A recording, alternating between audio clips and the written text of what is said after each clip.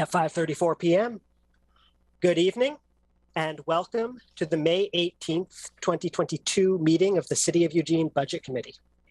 Thank you for joining us in this remote meeting format, which enables the Budget Committee to meet, hear from the community, and take care of business while keeping its members, staff, and the public safe.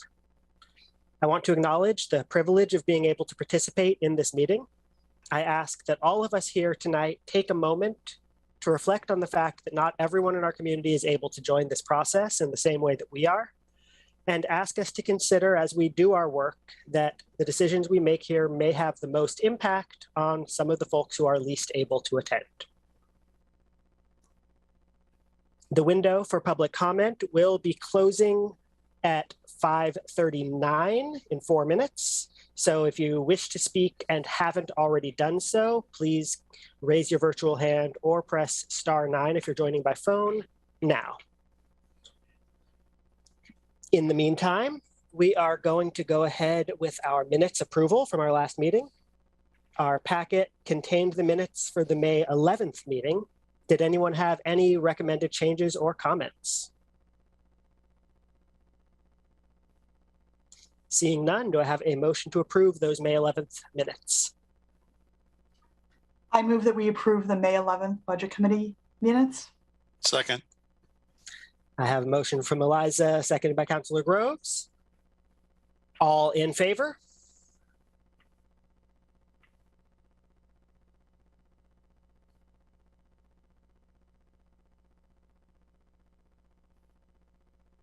I'm abstaining, Mr. Chair, because 11 in favor. And any abstentions besides Ryan?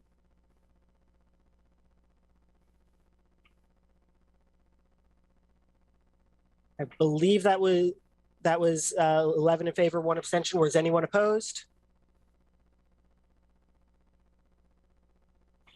The motion passes. Minutes are approved. Thank you very much. And with a couple of minutes left for public comment, before public comment, I'll walk us through the agenda for tonight. After our public comment period, we'll be hearing a presentation from staff on the Urban Renewal Agency and have an opportunity for a Q&A on that specific topic. Then we'll take a 10-minute break, come back for another presentation on our Community Safety Initiative. And once again, Q&A on that specific topic. And that will be followed to close us out with a round robin discussion on any and all topics pertaining to the budget this year. And then we'll close out. And after that, we'll only have our meeting next week to finish things off. So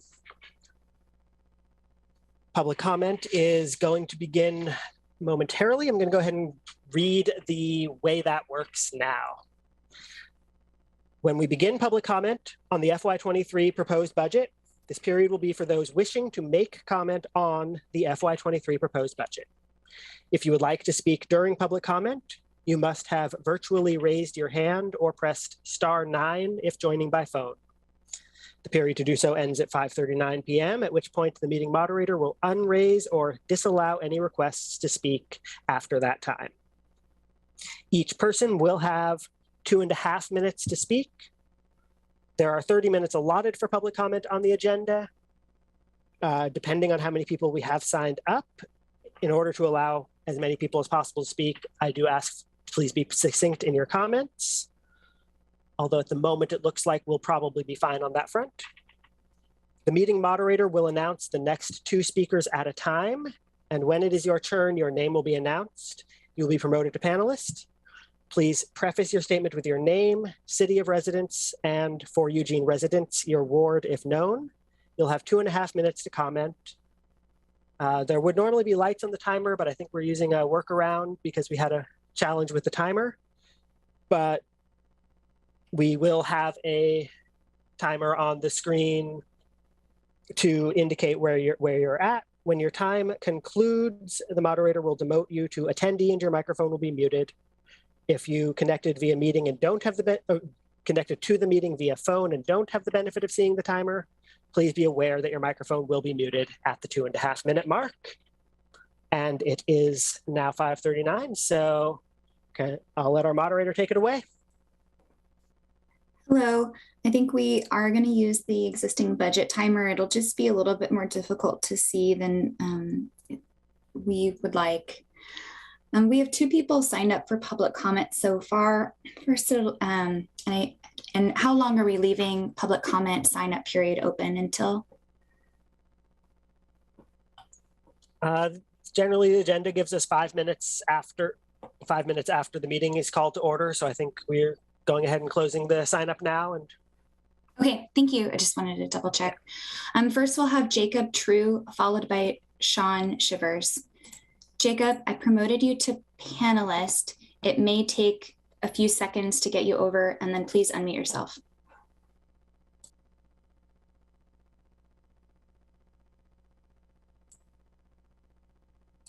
Jacob, are you there?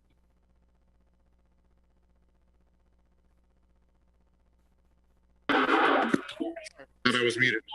Thank you. My name is Jacob. I'm a Eugene resident in Ward 1. And I'm calling tonight to remind you that the budget is indeed a moral document. And in the budget as presented right now, you're allocated $10 million, a 20% increase to the police budget for the current fiscal year. I believe that this could be used in more constructive ways as opposed to downstream effects, shuffling the unhoused population around, and putting more folks with guns. We can instead use the proven method of increasing and retaining folks with cahoots or EMS services to respond to needs in our community without putting men with guns, people with guns on the streets. I think you should strongly consider this. I know that I was disappointed to note that the request last year's budget committee for research and increase compensation for crisis response workers was not. It looks like it had not been fully started yet. It's been a year, and instead of going and figuring out how to start that process, we have instead allocated $10 million, 20% increase to police instead. And I believe that is not conducive to how we run our community. Furthermore, in the comments last meeting, folks were worried about the compensation for current EMS workers. I offer that in addition to increased compensation for current EMS workers, we can do that for through the cahoots contract as well. I have $10 million just currently being allocated to the police that I suggest could be used towards workers. In addition, I think $10 million could be used in quite a few other ways that would benefit the city and wouldn't result in more people who got on the streets. Thank you very much. Good night. Thank you. Next, we have Sean Shivers, and that will conclude our public comment. Sean, I promoted you to panelist. You should be able to unmute yourself now.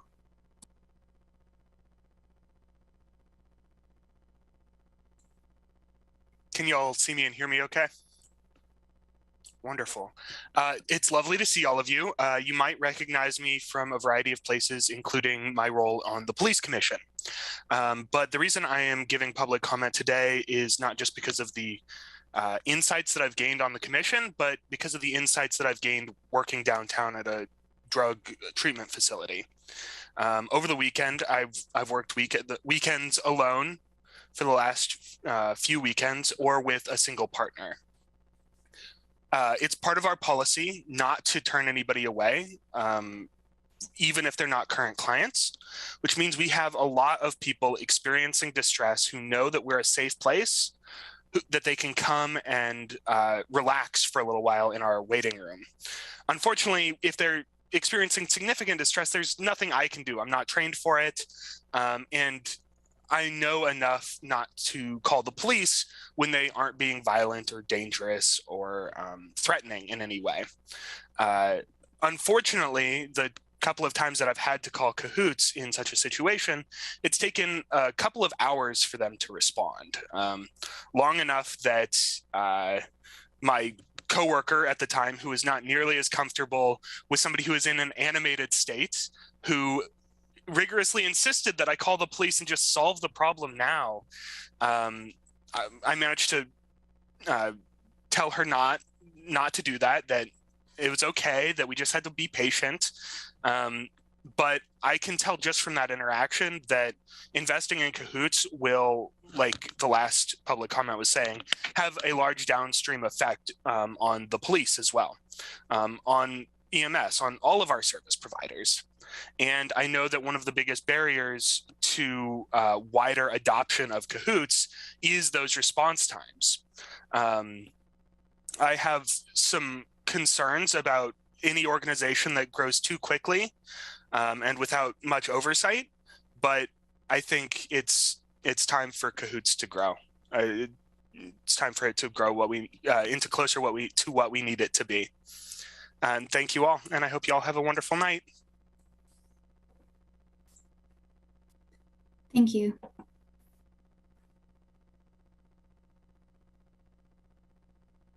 That concludes our public comment. Thank you so much. I do want to acknowledge that our first speaker, the voice audio was coming through very choppily. I was able to, by listening very carefully, make out most of what was said. I intend to go back and listen to that round of comment again later on the recording and see if I can't parse the rest of it. So just want to acknowledge that that was challenging to hear, but hopefully most of us were able to get most of the gist. With that, having finished public comment, we can move on to our next stage, which is the Urban Renewal Agency presentation. I think that's Ann Fifield. All right. Let's see. Good evening, Council and Budget Committee. I'm Ann Fifield, the Economic Strategies Manager in the Community Development Division, and I am going to share my screen with you. We have a presentation about the status of our urban renewal districts. So let's see if I can make this work properly. You should be seeing a big aerial shot of Eugene. Let's see. Oops, that's not good. There we go. I am here today with Amanda D'Souza, who is our Business Development Analyst in the Community Development Division. And we're going to give you an update on both of our two urban renewal districts. Just to remind you and any community members listening, we have two urban renewal districts in Eugene. This map shows the boundaries of both. The orange polygon on the left is the downtown district. The purple is the Riverfront district. You can see that the two districts share a boundary down the middle. Starts on the north end at 7th and High Street. It runs south to 8th Avenue and jogs west over to Pearl Street. Urban renewal districts are tax increment financing districts, and they generate tax increment revenue. This is not an additional tax, but rather a redistribution of taxes from overlapping districts. The tax increment revenue can only be spent within its district on activity that has been authorized in that district's urban renewal plan. Tonight, I'll provide an update on the status of projects in the downtown district, and then Amanda will go over the status of activity in the Riverfront district. Both of these districts are expected to sunset in the next few years. In 2016, the City Council approved an amendment to the Downtown Urban Renewal Plan, and that plan specified 4 projects for the district to invest in: high-speed fiber, farmers market improvements, park blocks and open space improvements, and 1059 Willamette redevelopment. The amendment also increased the district's spending limit, known as maximum indebtedness, by $19.4 million to fund these 4 projects. Today, I'll give you an update on the status of these 4 projects. The first project is high-speed fiber. This project was implemented in partnership with EWEB, the Lane Council of Governments, or LCOG, and the Technology Association of Oregon. The partners constructed a fiber telecommunications network to about 100 buildings in the downtown using eWeb's existing underground conduit. The project also included an expansion of the central interconnection facility owned by LCOG, and that's what's shown in this picture. An interconnection facility serves as a central hub for internet service providers, also known as ISPs, to connect to larger service providers that then connect to the global internet network. The interconnection facility is akin to a freeway on-ramp. It's an access point for local connections to bigger networks. The investment in these two elements have had a positive impact on Eugene. The downtown area that's served by the fiber network has seen prices for telecommunications service decline by a factor of 2, and they've seen their service speeds increase by a factor of 10. The infrastructure continues to be an important asset for our tech industry as well as other data-heavy users. The expanded interconnection facility added space for more ISPs. The infrastructure has attracted more private ISPs to our region, and they're offering competitive service to households and businesses inside and outside of Eugene. There's more competition in this market than there was before council approved investing in this project. This investment has expanded telecommunications options across the region. If any of you ever want a tour of this facility in the image, don't hesitate to reach out to me. This project was completely wrapped up in FY21. The second of the 4 projects is the Farmers Market Improvements Project. There has been a farmers market in Eugene for over 100 years, and it has never had a permanent home. In 2010, City Council began prioritizing improvements to the farmers market with the idea of creating more space for more vendors to sell produce on more days of the year. With the 2016 amendment to the downtown plan, City Council committed funds to implement the project and make it a reality. This project was an opportunity to create a permanent facility for the Lane County Farmers Market, giving them space to grow while also recovering one of the city's original park blocks. This image shows a concept design to improve all 3 park blocks with the Farmers Market block outlined in the blue dashed line. In this project, the city acquired the northwest corner of the city's original park blocks, and we've been hard at work over the last year to construct the new Farmers Market Pavilion. This is an image of the newly constructed pavilion taken by a drone at the end of this March. That's the Tiffany building up in the upper left corner, Oak Street on the right. You can see it's an active construction site. There's trucks and supplies on the vacant lot to the north of the new structure, and there's orange and white safety barrier wrapped around the sidewalk. You can see there's a lot of outdoor open space on the Oak Street side of the building. This will provide the farmers market plenty of expansion area when the weather's good and there's lots of seasonal vendors. The building is designed to let in natural light. That top half is a translucent material that lets light in. It also lets light out when the lights are on and it's dark outside. The white squares you see on the lower part of the east-facing wall are temporary plastic wrap that protect the interior of the building until we can get the roll-up garage doors installed. This is an image taken from the sidewalk next to the new pavilion. Right now, we are putting the finishing touches on the building, including getting those garage doors installed. This project is weeks away from completion, and the city will host a ribbon cutting ceremony on June 9th. But if you want a sneak preview, on June 3rd, it will be part of the First Friday Art Walk. And then starting Saturday, June 4th, it will be hosting the farmers market. The third project in the downtown district is Park Blocks and Open Space. It's closely connected with the work on the farmers market and includes a few smaller projects. It includes improvements to the streets adjacent to the farmers market, including West Park, shown in purple on this slide, and 8th Avenue, shown here in blue, which is part of a larger project with Public Works. The 8th Avenue is planned to be completed next year. One of the improvements to our downtown open space is a Portland Loo. On the West Park block, it's noted by the pink circle on this image. The loo was installed this past December. This is a picture of the ribbon cutting ceremony, which was attended by the mayor and Councilor Keating, and Councilor Semple, shown here, did the honors with the ribbon cutting. The project also includes our downtown wayfinding project. These new signs just started to get installed last week. This This project also includes the Willamette connection between the Holt Center and the Graduate Hotel between 6th and 7th Avenues.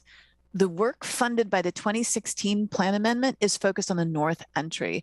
This image shown here is a rendering from the conceptual design for the entire space between 6th and 7th.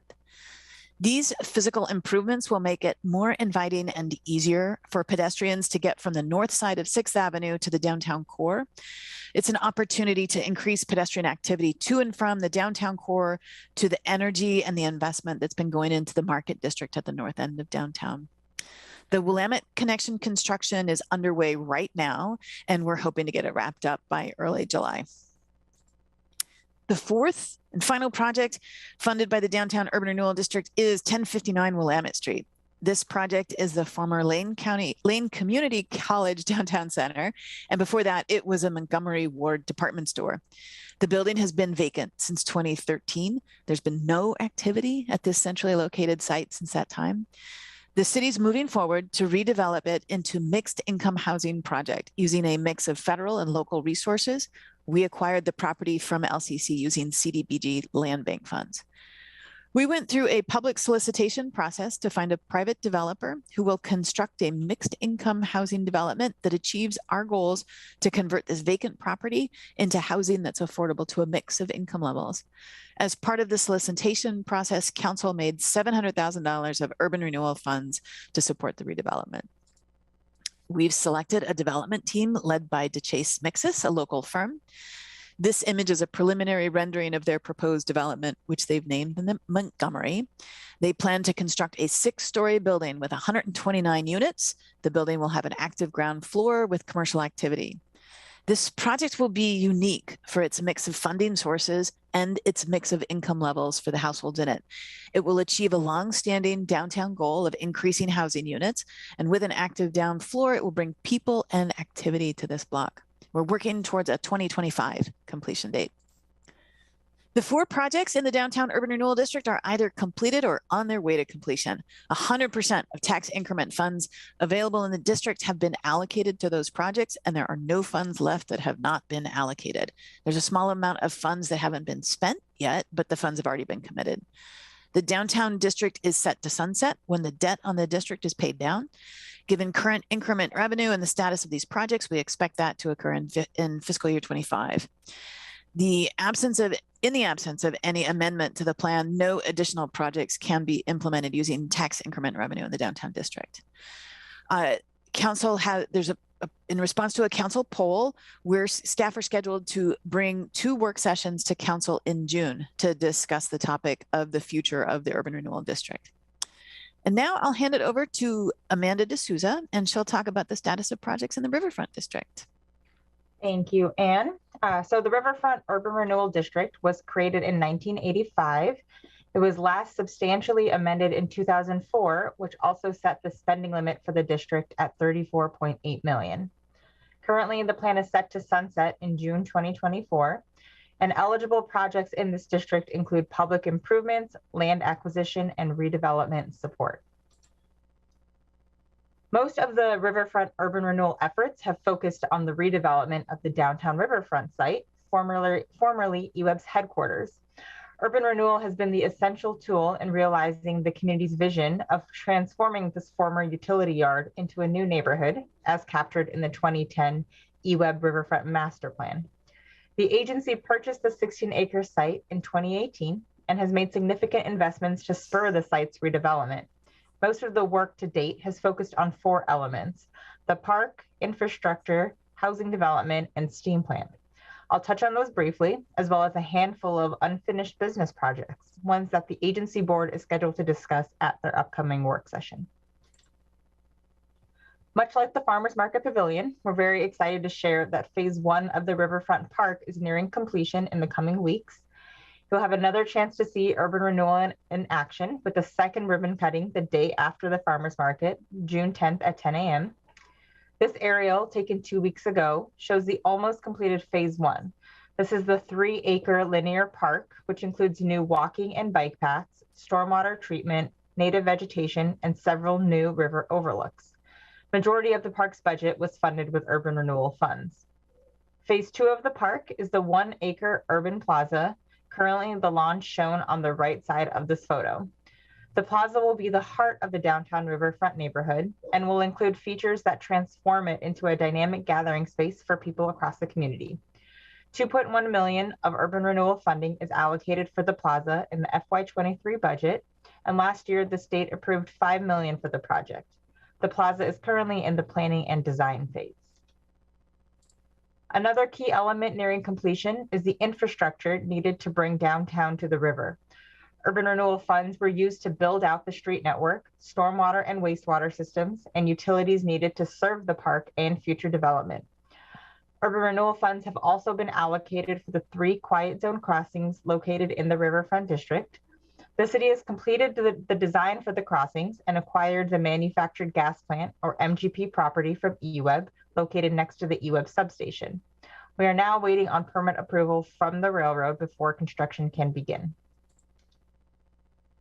The urban renewal investments in the infrastructure and park will play a vital role in the neighborhood's future development.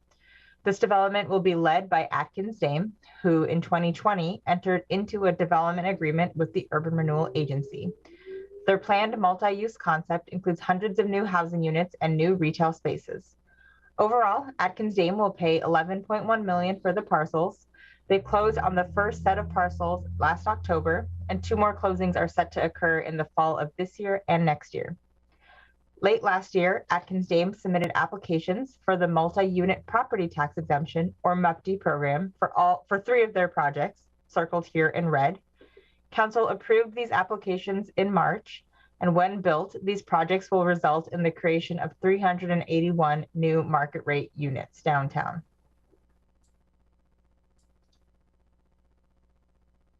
Next slide, Anne. This image shows, this coming image will show the first 2 projects to come out of the ground. The building on parcel 7, shown here in green, is at the southeast corner of 5th and Mill and will have 95 units. Parcel 3BC, shown here in yellow, is at the northwest corner of 5th and Mill and will have 130 units. Both projects are designed to activate the street frontages, drawing the urban character of downtown to the river. When constructed, the projects will need to comply with the MUPD public benefit requirements, including green building, project design and compatibility, and payment of a moderate income housing fee. Atkins Dame has submitted permit applications for both of these projects and plan to break ground soon after the track championships this summer. The steam plant was the oldest of EWEB's operational buildings and is the only remaining structure on the site. After acquiring the building in 2018, the agency board facilitated a competitive process to realize the building's potential to be a landmark on the downtown Riverfront site.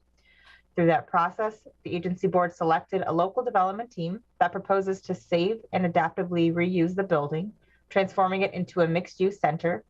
The ground floor would draw the community in for art, music, food, and drink, and the upper levels of the building would anchor the financial aspects of the steam plant's preservation with the boutique hotel.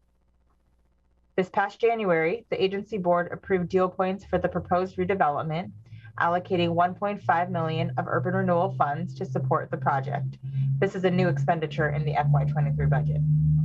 However, given the inflation of construction costs and accounting for an expected prevailing wage determination, the development team estimates a $5.2 million gap remains.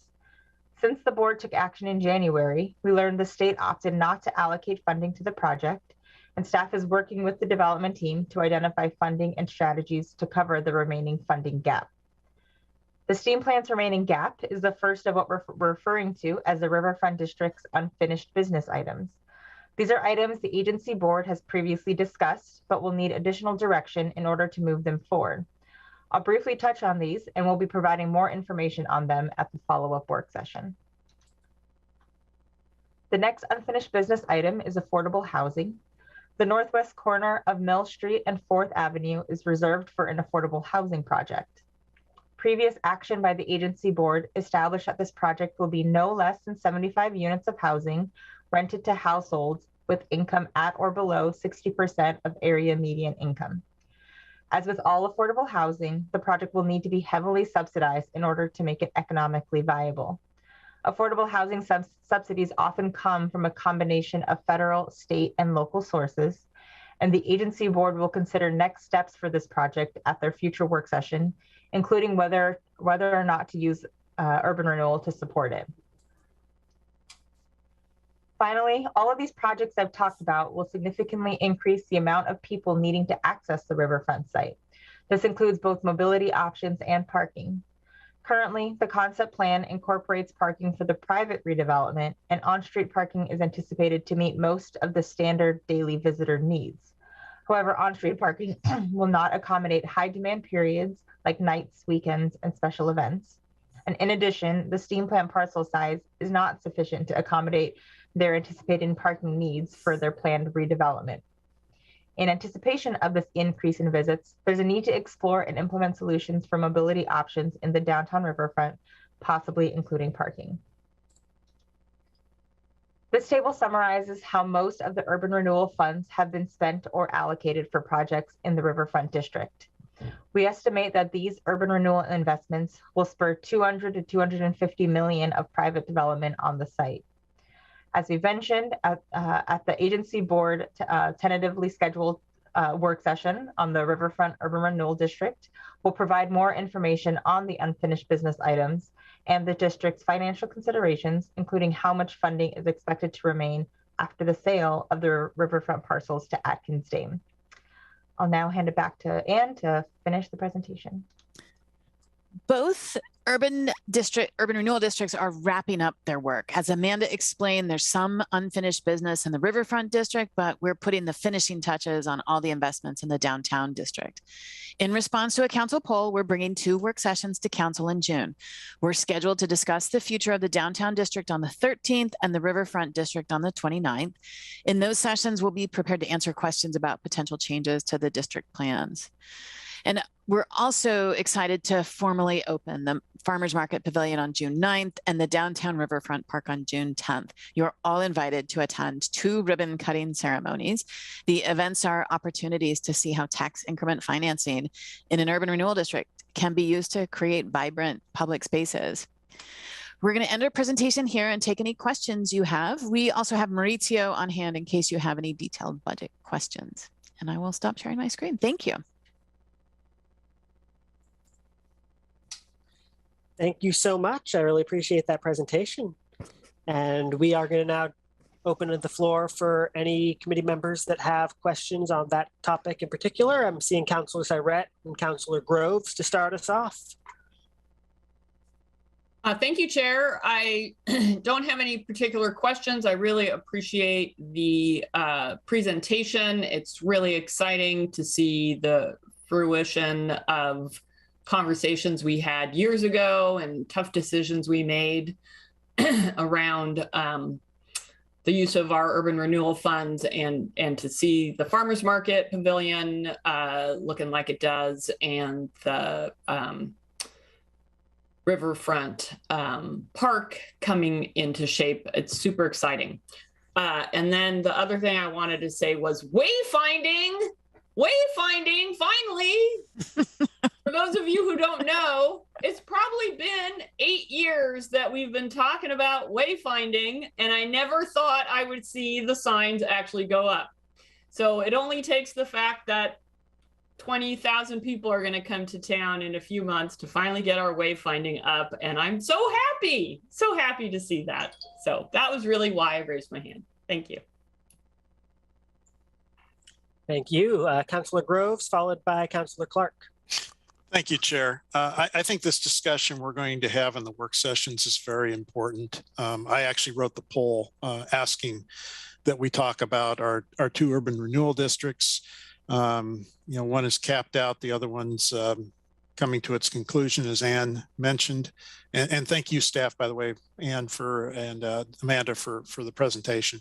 But anyway, I think it's important that we don't just let things slip away like that through neglecting them or ignoring them, but rather have a mindful discussion about whether that's something we want to renew and continue or not. The other thing I put in that I'm more than interested in hearing about is the potential for looking at a new urban renewal district along our transit corridors that can help build more affordable housing. We have such a dearth of housing in our community. If there's a way to help with affordable, and I'll say even low income housing that's right on the transit lines, I think that's something that we should be considering. And I hope that will at least be part of the discussion, even if it's not part of the staff presentation.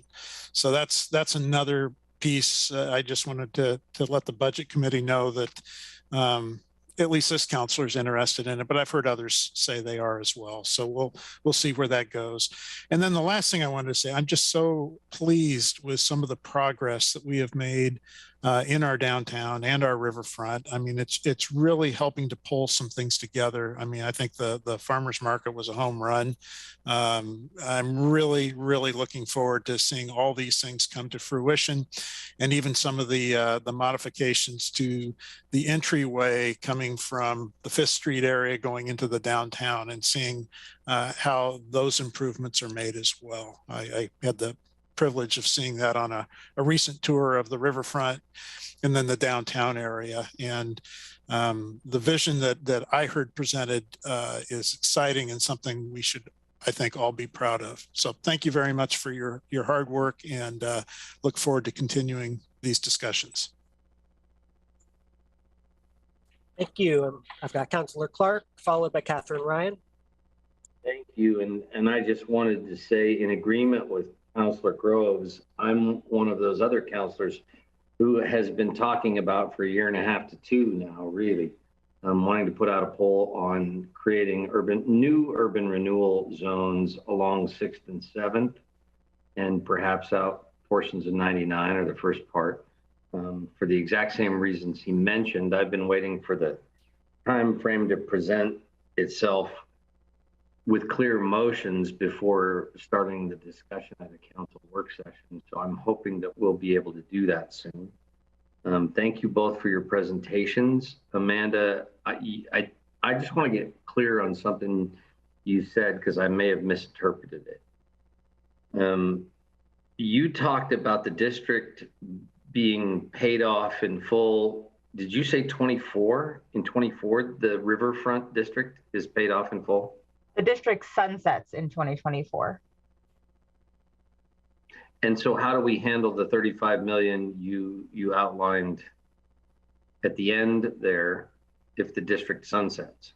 So those are all funds that we already have or are forecasted to be receiving in the next year before sunset. So it'll be paid by 24. By 24, the balance on all that will be 0, is what you're saying. That 35 million. Maurizio, let's have Maurizio answer that question. Thanks. Yeah, let me make sure I get the right response here. So the last time, we're working on updating our projections, so we'll come back with some more current numbers in June. But the last time we estimated it, we were anticipated to leave on the table about 1.6 million in tax increment funds. So out of that 34.8, we would basically run out of time on collecting the 1.6. But everything that's been budgeted so far, we anticipate receiving those funds. So it's not like we're going to owe any money. We'll have enough money to cover everything that's been budgeted, but we anticipate leaving some money on the table because we're running out of time. That's fantastic news. How long did it take us to pay on the 34? Because those seem like relatively recent, or 35, because those seem like relatively recent projects we've decided within the last 10 years. So let me ask the real question. If we were to say, want to extend 25 million of capacity to the Riverfront Urban Renewal District, approximately how long would it take to pay that down? If we had to extend for that level of capacity? I don't have that answer for you on the fly, but what I can tell you is that we're projecting the Riverfront District in 23 to bring in about $3.3 million. And there is a lot of construction happening in the Riverfront District, some new buildings. So if its life was extended, the rate of growth would increase from there. So 5 to 8, maybe 10 years at the most, something like that, round numbers. Okay. I'll indicate that. I'll accept that shrug as a yeah, something like that. How's that? That's what I wanted to know. Thank you very much. So if we decided to extend that district for that level of spending, that's the length of time it would take for us to get that paid back down again. Something like that, right? It depends if we borrow money. If we borrow money and there's interest involved, of course that adds to it. If we say start projects maybe a couple of years down the road and we have time to build up cash in advance and we borrow less. So that's why my hesitation on sort of giving you a good answer without crunching the numbers. Or if we're given the opportunity to pay over time, that amount of money. Did you understand? That was a question, I'm sorry. Or instead of borrowing, if we were able to pay over time that $25 million expenditure as the increment came in, how much time would that be? Would that be less than if we had to pay interest on additional interest, I would assume? Yes, that's correct. So, doing the rough math at $3 million a year, it would grow, you're looking at 7 to 8 years ballpark without interest. And then, add a couple years on that for interest payment. So you're looking at 6 to 10 years-ish. Yeah, that's what I was looking for. Thank you, sir, very much. You bet. That was a great answer, by the way. You did that really well. I oftentimes ask questions with round numbers, and staff doesn't always feel comfortable with those questions. You did perfect. Thank you, sir. All right. Thank you. Thank you, Catherine, followed by Eliza Kaczynski. I have what is probably like a really basic question because I recognize that I know this much about all of this. But just kind of trying to understand, when we're talking about the districts ending, is it a common thing that they get extended, or a new one is put in place? Can you tell me a little bit about kind of history, just what that has looked like, or if those are options? You want me to take a shot at that? Sure, Denny, I'll let you take that. Denny Bro, Planning and Development Director. Thanks for the question. Generally speaking, urban renewal districts stay in place for longer periods of time. Yes, particularly in downtowns. Downtowns are kind of always evolving and changing and needing upgrading and new projects and new investments and those kinds of things. So our urban renewal districts have been the plans have been amended from time to time, but they don't have to last forever. I think the premise really is at some point in the future, they aren't needed anymore, and the tax revenue associated with the district then goes to the overlapping taxing districts, and everyone is better off because all of the increased value. But Portland, I think they used to have 12 or 13 urban renewal districts that have been in place for a long time and continued to be kind of rolled over and plan amendments updated. Ours have been in place for a long time, but we only have 2. So that's kind of how you hope that one day they're not needed, but downtowns, there seems to be always a need. Okay, so I'm hearing that have both of these ones been around for a while? Yeah, the downtown district has been around the longest of our 2, and it's around 1970. It could have been 1969 or something when it first came, and then the Riverfront district is newer.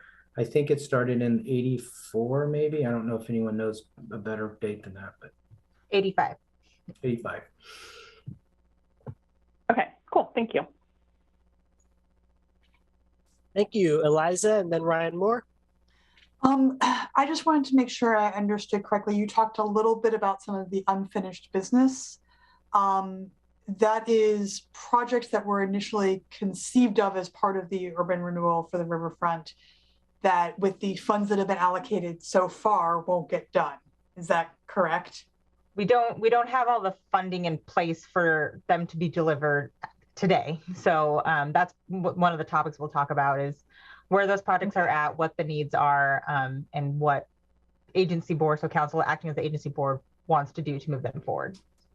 Okay, but if there isn't action to figure out how to fund those, that means that the affordable housing piece of the Riverfront wouldn't have that support. The STEAM plan would only be partially supported. Is that correct? So it would, yeah, the agency board would have to make a policy decision about how they would want to move forward. Like with affordable housing, there are other resources there, but then that project would potentially compete with other affordable housing projects in the area. So that will be part of the decision, yeah. Mm-hmm. Okay, thank you for helping me understand that.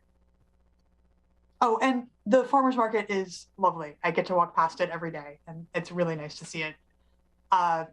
See that there instead of a weird stacked parking lot. Thank you, Ryan, and then Councillor Clark.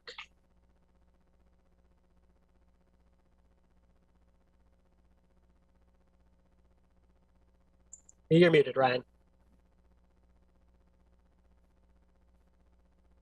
Okay, I have my phone set up for audio, and it's clearly not working. So I had a question, and I might be misunderstanding how tax increment financing works. It's all about theoretically a short-term sacrifice of revenue for a long-term gain, right? So while the district exists, the larger community is not benefiting from those revenues. It's locked into the box. Is that wrong?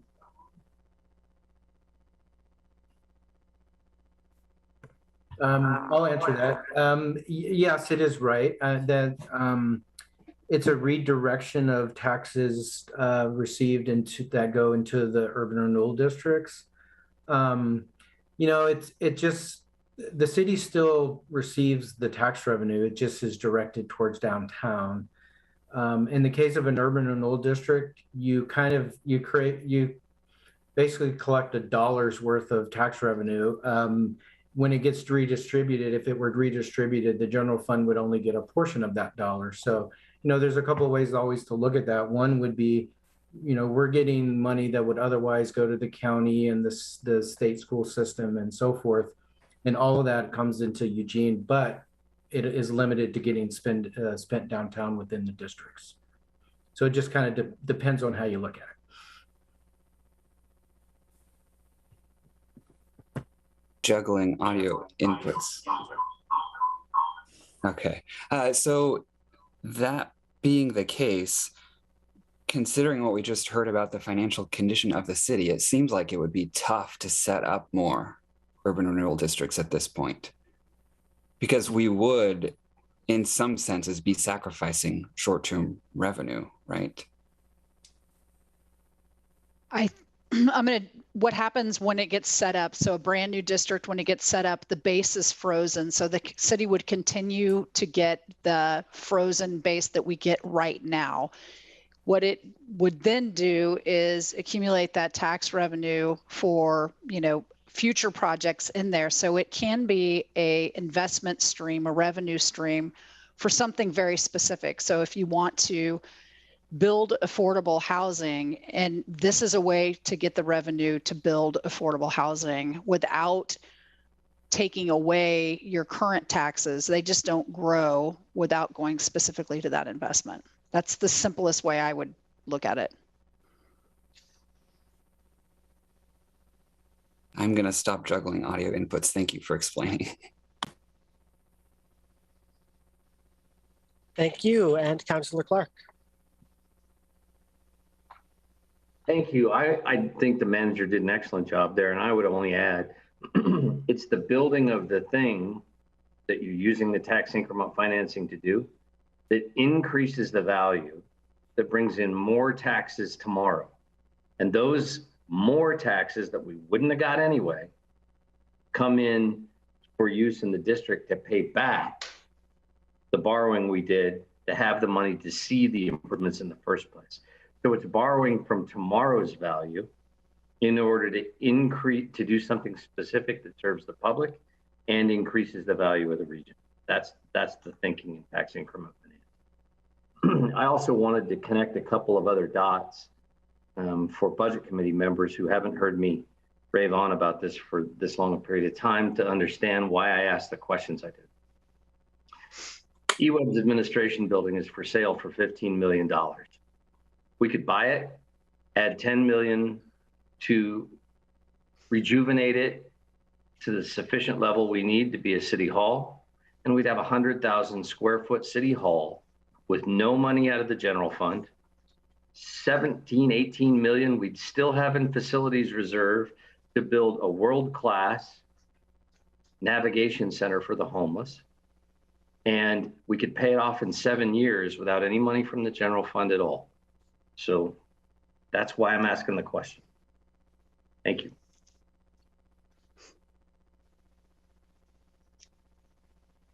Thank you. I don't see any other hands. So if that's the case, we can take our 10-minute. Oh, Councilor Semple. I just want to say thank you for the presentation. And Amanda, it was so cheery and uplifting and highlighting the good things. And life's been a little tough, so, you know, I'm still sitting here going, it was really cool. So no matter what you were talking about, can you always be like that?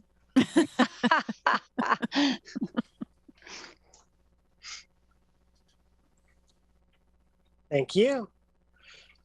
So that gets us to our break a bit earlier than scheduled, which I think works out great because I'm pretty confident we're going to have a lot of discussion on our next presentation. So a chance to charge up a little energy before that. Sounds good. So let's take 10 minutes and I'll see everyone back here at 6:36.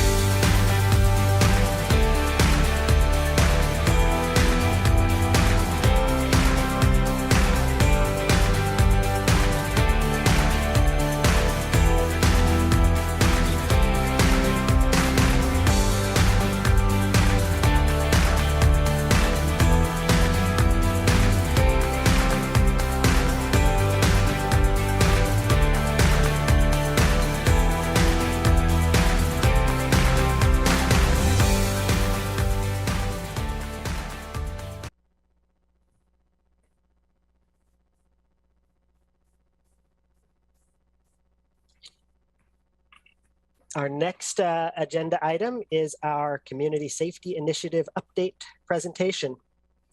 So that means we've got Jeremy here to start us off.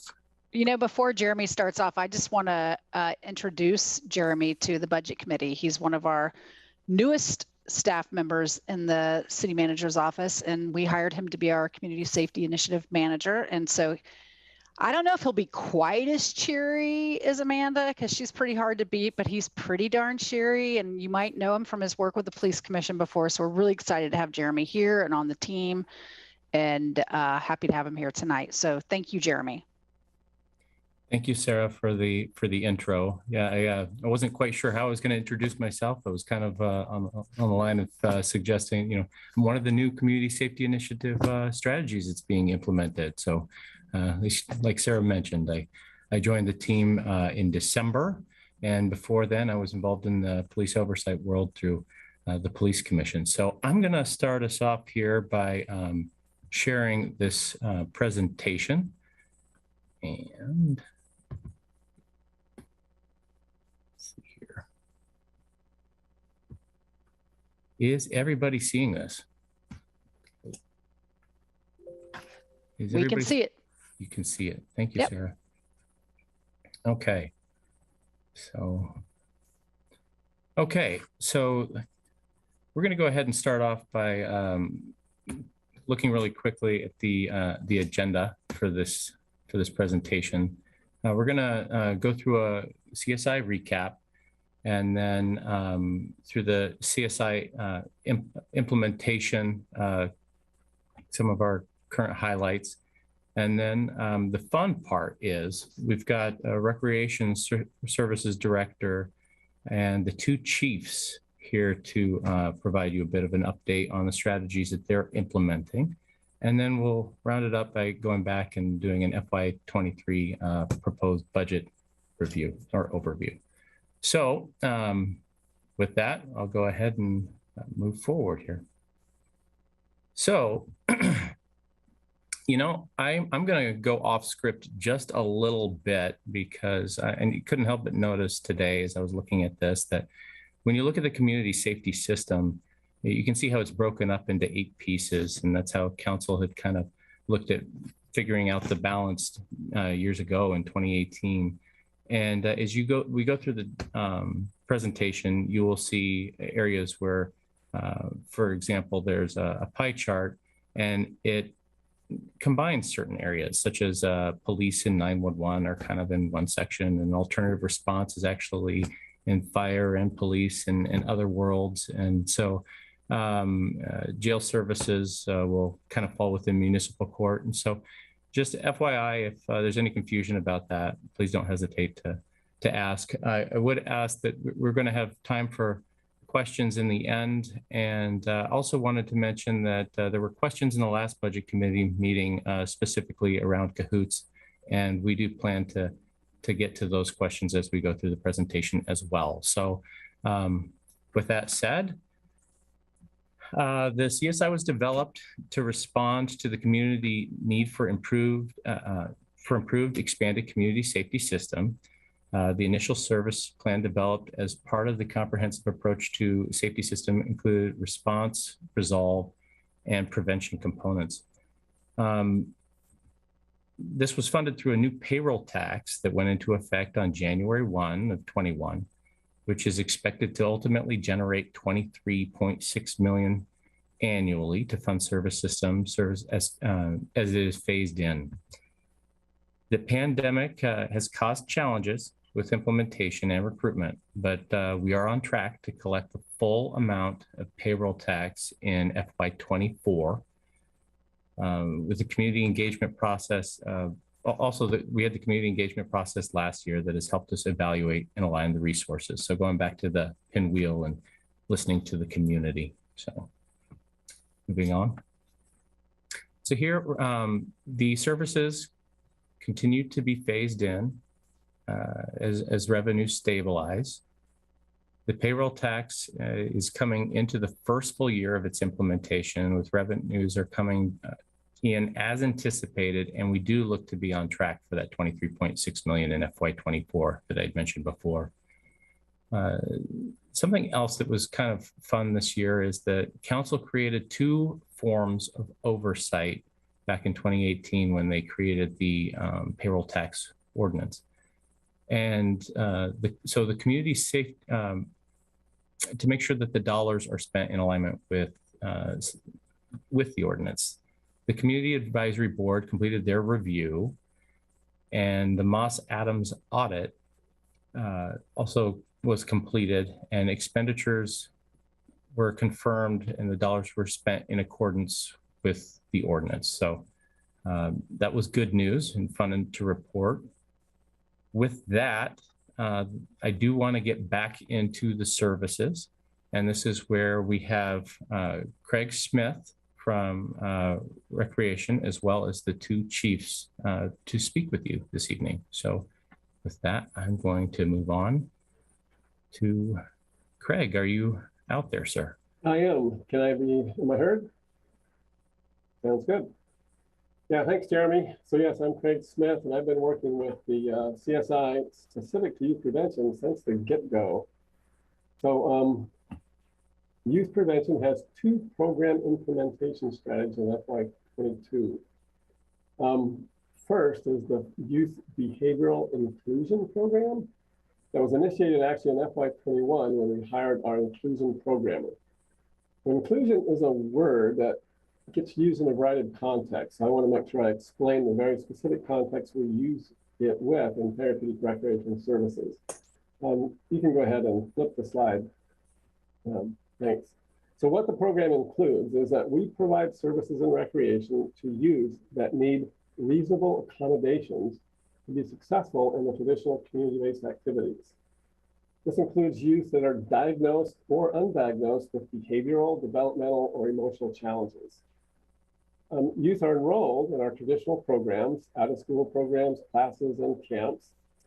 But prior to them beginning the program, the inclusion programmer meets with their parents and identifies accommodations needed for the youth for them to have their best chance for success. They also involve plans and strategies that have been created for the youth in other settings, such as with their schools or with other counselors.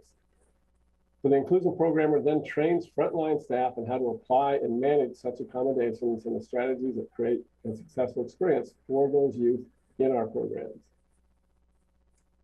Concerning our second strategy in FY22, it's actually exciting to announce that our Team Empowerment Program is being launched and built as we speak. The primary focus of the Team Empowerment Program is serving marginalized youth. And the program includes, well, the program is in FY22, the progress of the Team Empowerment Program includes the addition of 2 FTE. So we hired the CSI program manager in January of 22, Frida Bernstadt. Some of you might have already met her in her effort to reach out into the community. But we're also right now in the process of hiring another FTE to work with Frida, the empowerment programmer. So in total, we have 3 FTE that are being funded in the CSI Youth Prevention Services strategy. What Frida has been able to do as startup services in the past 4 months includes 1, community outreach, providing small grants to community nonprofit organizations that are serving marginalized youth. We have 16 of those agencies lined up to receive those grants in the next month. We also created a VIBE out-of-school drop-in program at Peterson Barn Community Center in West Eugene. And we've begun to enhance opportunities for youth through current recreation programs, including Resolve, which is our restorative justice program for teens. We've also expanded our outdoor experiences at the River House to focus on marginalized youth. So that's FY22. So concerning FY23 strategies, again, we'll be starting in FY23 with 3 full-time FTE and continuing to increase our community impact. I'd like to just list some of the impact statements that the CSI Youth Prevention Program are. 1 is that youth develop skills for building meaningful and healthy relationships while experiencing inclusion and belonging. 2nd, youth adopt healthy lifestyles resulting in decreased youth violence and risk-related behaviors. 3, youth grow up safely and access their best possible future. So with these impact statements in mind, the service strategies in FY23 are going to include a continuation of the youth behavioral inclusion services and training of our frontline staff, a continuation of our community partnership program, connecting with other nonprofits working with marginalized youth, creation of additional programs that are already partially active in the Recreation Services Division that again are focused on marginalized youth. We're also in the process of creating programs that build core skills targeting youth employment. And we are going to create a youth team advisory council, or actually coordinate with the mayor's youth council to provide youth empowerment program planning opportunities. And then finally, in FY23, we should be able to launch programs that are developed and operated by youth themselves. So as I kind of stumble around trying to explain the program strategy of youth prevention services, I can't help but look at or think about this photo we've been looking at in this presentation. I actually didn't pick this photo of the youth kayak, and Jeremy's team did, but I actually see a story or a metaphor about prevention services in this program. So just give me a second here. So here we have youth kayaking in a rapid. If you notice that picture, this is a rapid. This is actually the rapid right below the Awesome Footbridge on the Willamette River. So people drown floating rivers, especially the Willamette. Actually, there's been 4 deaths in rivers in this area in the last 6 weeks. In fact, people have drowned in that exact rapid in that location. But these youth, if you look at them, they're prepared. They have a life jacket, they have a helmet, they actually have really nice wetsuits. They're also prepared because they have spent time with adults who have taught them the progression of skills necessary to successfully float that rapid. And I would bet if one of these kids flipped over, they could probably self-rescue. That in itself is a prevention strategy. So these youth, they're going to be successful in running that rapid, meaning because they're successful, emergency services are not going to be called. There's no need to go rescue them or to recover them. Prevention can be a hard thing to measure because sometimes nothing happens that you can count on. What else you see in this picture that's not obvious is that this success in youth, or the success the youth have in building this skill set or passing this rapid, this can be carried over into other challenges in their life. They build their confidence, and confidence does carry over. Finally, what might not be obvious to some of you looking at this photo, but not obvious to others, is that when you look at it, who are these kids? And how did these particular kids get this opportunity to sit in those kayaks and have that experience? Do these youth have the opportunities or privilege that other youth don't? Or are these youth marginalized in some way? Bottom line, it's critical that any prevention program that we create access to those who may not traditionally have the opportunity to do what others do. So with that, I can certainly look forward to the evolution of these services and their impact in our community in the next few years. And with that, I'll pass it on to Chief Cochran.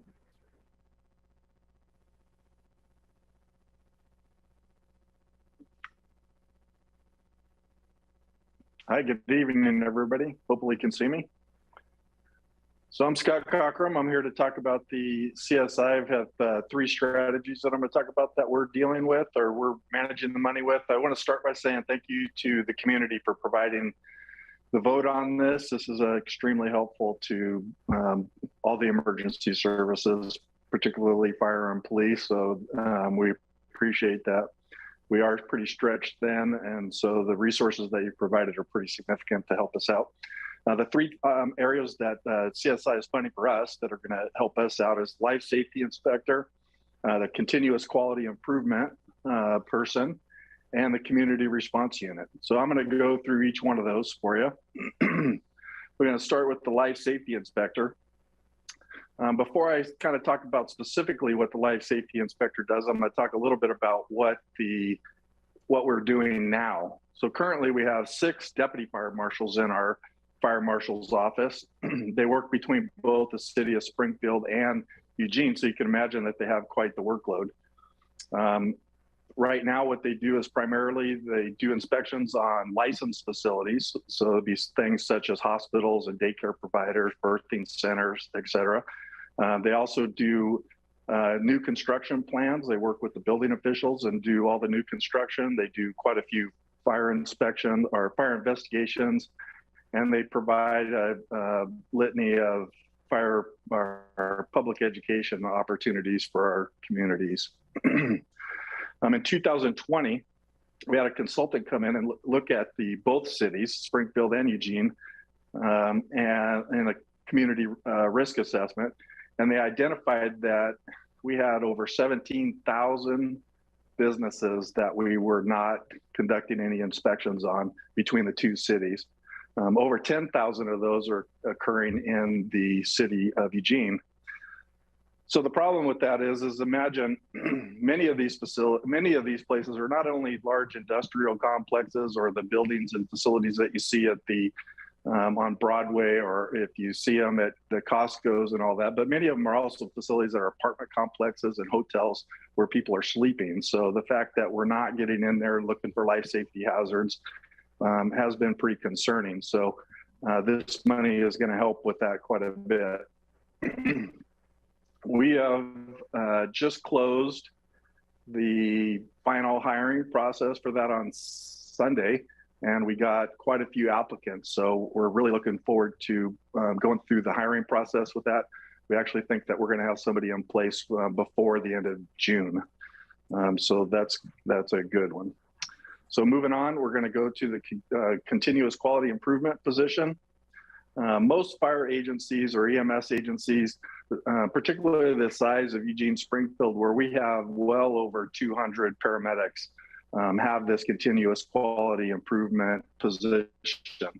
So we're glad to have that in there. They really do continuous quality of our paramedics and our EMS delivery system for that. So this position has been filled for the past 6 months by firefighter paramedic Scott Bartley, oversight with Chief Campy. And their good goal, again, is continuous quality improvement for our paramedics. They look for trends and gaps in our skills, if we're following the policies and procedures, and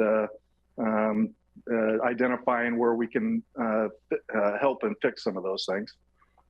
Here in this last 6 months, what they're looking at primarily is trauma, cardiac, and stroke patients. Before we have to identify that these patients are having one of these issues before we leave the scene, so that we can notify the hospitals en route that we have one of these, and they alert their teams to get the doctors and nurses, the right ones, they're available for that. So we're really focusing on that right now. We're reviewing all the patient care reports that are being generated on all of these types of calls, looking for gaps in that, and then training to what those gaps are. So pretty exciting to be able to have that for us. The other thing that they have completed since the last 6 months is that we put in a controlled medication. It used to be just logged on paper and submitted once a month, and we didn't really have the best of controls. That was the standard. That's actually the standard practice around most of the fire services doing that, but Scott was able to implement an electric smart system where the logging of those gets identified every day. If there's any gaps in that, any missed medications, or the logging did not occur, all the battalion chiefs will get a notification on that, so that they can investigate where the controlled medicine problem is on that. So that was another big gain in this. There's just many examples of that. Down the road, what we're hoping to do is some more peer review of these patient care reports, so that we can really identify through peer review and feedback to all of our paramedics on what their skills are and how they need to improve that, so we could save some more lives. And then finally, what we're going to talk about is the alternative response. We've been talking about this as kind of a community response unit. The initial funding for this is intended to be in the next fiscal year. Our plan has always been to create a response unit that respond as a single unit with fewer employees. Our typical model for responding to a scene is a fire engine with 3 paramedics on it and an ambulance with 2 paramedics on it, or maybe an ambulance now with BLS on it in an effort to get the right unit to the right people to the right call for the right price. This unit here, we're hoping that we can send it to triage calls, and maybe with an ambulance or maybe not, in an effort to reduce some of the call volume on some of our fire engines out there, particularly in the downtown area. Our resources are fairly tapped out. So hopefully this will be able to provide some relief to that. However, what we are doing at this point is we are leveraging this CSI opportunity, along with the alternative response study that you had heard about quite a bit last week, and to evaluate our entire EMS system. I think it was John Jasper that made the comment last week. I think he was commenting specifically to me, was that just keeping in mind that this EMS system it is a system, and that we need to look at it in its totality. At this point, we have firefighter paramedics on ambulance and engines, and we have a BLS team, and we have this community response team that's out there along with Cahoots. The question is how do we combine all of those and make them into one system? So we're trying to leverage this opportunity, and we have come up with some alternative delivery methods. We're kind of going through that process now with both cities to identify if we can make some adjustments to our current response systems. So this money has really taken us down a path of not only possibly just simply relieving some of the stress on the system, but also gave us the opportunity to really reevaluate in totality how we're providing our service. So this is a pretty exciting opportunity for us. We're working with labor and the cities, and it's a really exciting opportunity for us to figure out the best way to respond to these calls. So with that, I'm going to pass it over to the police chief. Thanks for your time. Thanks, Chief. Good seeing everybody tonight. Happy to be here and talk a little bit about what's going on with the CSI in the police world. And then I'm going to wrap up with try to answer a few questions that we had around Cahoots from last meeting, and just know that I'm not going to get to all those, because quite honestly, there's a lot of information. We could have an entire workshop on how to analyze data around calls for service. So I'll do the best I can. So what you see here is 2 sets of strategies that we're going to be doing concurrently. The first one is our FY22 strategies. Now remember, this isn't a full year strategy. This is the strategies that we put in place or funded through the supplemental budget process, which started January 1st of this year. And it includes the 13 community service officers, wellness funds, and recruiting funds here at the department. Those 13 community service officers, if you were a part of the CSI strategy back in 2018 when I arrived, we were kind of building this, and then through 19 and 20, that many community service officers was not part of the original strategy. So that's a shift that we've taken, recognizing that we need to continue to find alternative ways to responding to those low-level calls for service that people call us about. And quite honestly, and in fairness, they don't care if a police officer shows up. They want good customer service. So what we're trying to do is have a staff member that knows how to meet a community member's needs, and we can get to them quicker, and we can get to more of those throughout the day. And we think that community service officers is a good strategy for that. So we've bumped that up, and we're trying to hire 13 of those. We had a slow start after the first of the year to do that for a variety of reasons, but it has definitely been a slow start. And so where we're at with that is I've got 8 of those 13 CSOs in background right now to see if they pass background. And if they pass background, then there'll be a conditional job offer, and we'll be hiring a big bucket of community service officers and building out that program. When it's fully built out, you'll see as many as 23 CSOs, to include 4 supervisors in that program. For the first time ever, it's a fully funded and developed program that is robust enough to actually be able to meet some of the needs that we have out there. So we're pretty excited about that. really excited about the potential of the people that we're seeing that we're going to hire in that group. So that's a real positive aspect of our FY22 strategies. In addition, our wellness funds have almost been fully spent in this 6 months. We've done some things around physical wellness with regards to making or creating the ability for people to pay attention to their physical fitness here at EPD and other locations, as well as their emotional and mental wellness. We're hosting a ton of events for both our employees and their families to be able to take advantage of as we pay attention to officer wellness. And remember, that's one of the 6 pillars of 21st century policing is officer wellness. And we all recognize that well officers make better decisions. And so we want to make sure that we're paying attention to that. The recruiting funds are also being spent very, very wisely. We've used some of that money on some capital improvements around our ability to respond to different job fairs and locations with the right type of technology and the right type of marketing and branding for EPD. We've spent some of that money on radio and TV publications as well as other things. And I'm really excited about the things that are happening right now. We're seeing really good numbers actually just starting to come in over the last several months.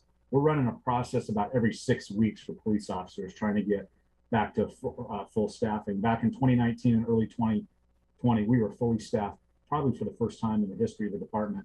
And now we're trying to play catch up right now. So we're thinking about general fund positions that we're trying to fill, as well as our FY23 proposed budget strategies of hiring 11 additional patrol officers. So that'll happen concurrently, both general fund and community safety initiative patrol officers into the FY23 proposed budget. The other thing that's in there is a community engagement team program specialist. In many agencies, it's called crime prevention. We call it community engagement because of the way we ask them to engage with the community and what we ask of them. So we recognize the value of prevention and that kind of relational opportunities with those folks as opposed to transactional, which is oftentimes what happens when you're super busy and you're trying to get from one call to the other. These folks are able to take a little bit more time to help neighborhoods and businesses problem solve some of the issues they're seeing. A captain of operations support. We've been carrying 3 captains and a deputy chief underneath me to help run an agency of this size, which is healthy, but we've not ever had funding for that captain. I've been absorbing that, trying to make that work for the 4 years that I've been here. But as we continue to grow and add staff to help us achieve our goals, I'm going to need that support at the highest level to help with some of our operations. And then lastly, I'll just point out that we have some alternative response contingency. This is money that I put in my FY23 ask that really was designed to give us some flexibility around whether or not council and the budget committee wanted to kind of stabilize the extra 5 hours of service that Cahoots has been offering us. Our base contract is 31 hours for service, and every year we kind of come back and look for one-time money to add the extra 5 hours so we have at least 36 hours of service. And so I felt like that was a good fit for the CSI on how we could stabilize that and make that a little more sustainable than having these conversations every single year. And so that's why that's in our FY23 proposed budget strategies. Next slide.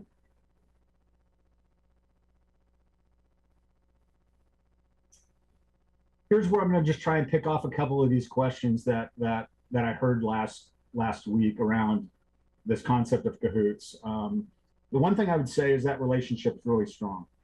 Chris Hecht and I have conversations frequently and have the ability to talk openly and candidly with each other around what we're seeing and what's challenging us and how we can kind of meet each other's needs. But here's some high level information that I thought would be interesting for everyone after those questions. And you can see kind of the call volume that they have, the number of calls for service that they respond to, the discrepancy between calls for service and actually responded to calls happens in every aspect of what we do, whether it's Cahoots, police, or fire. Is just because we get an initial call doesn't mean that we always end up dispatching somebody to that. Sometimes those things will fall off our plate. Somebody will call back and say, never mind, the problem's been resolved, for a variety of things. So you're never going to respond to every single call for service you get, but you can see here that they responded to this last calendar year in 21, 16,788 calls for service for that. I thought it would also be interesting for you to see kind of the main calls they go to. And of 76% of all the calls they go to can be broken up into three categories: the welfare check, or the check welfare, assist public, and the transport. I've got examples of each one of those, but check welfare is a classic call that we would get around somebody that maybe is seen talking to themselves or imagining things, or starting to exhibit some behavioral health issues around hallucinations. We'll get those calls for who's to check their welfare. Sending a police officer to that is not the right resource, and oftentimes escalates that type of thing, and it's a super traumatizing for those folks to see us show up on those calls. And so we're just happy to have that Cahoots model that can fill that gap for us. Assist public is another one of those big calls. This is people that are just wanting information, just resource information around housing, around maybe where there's some shelter space.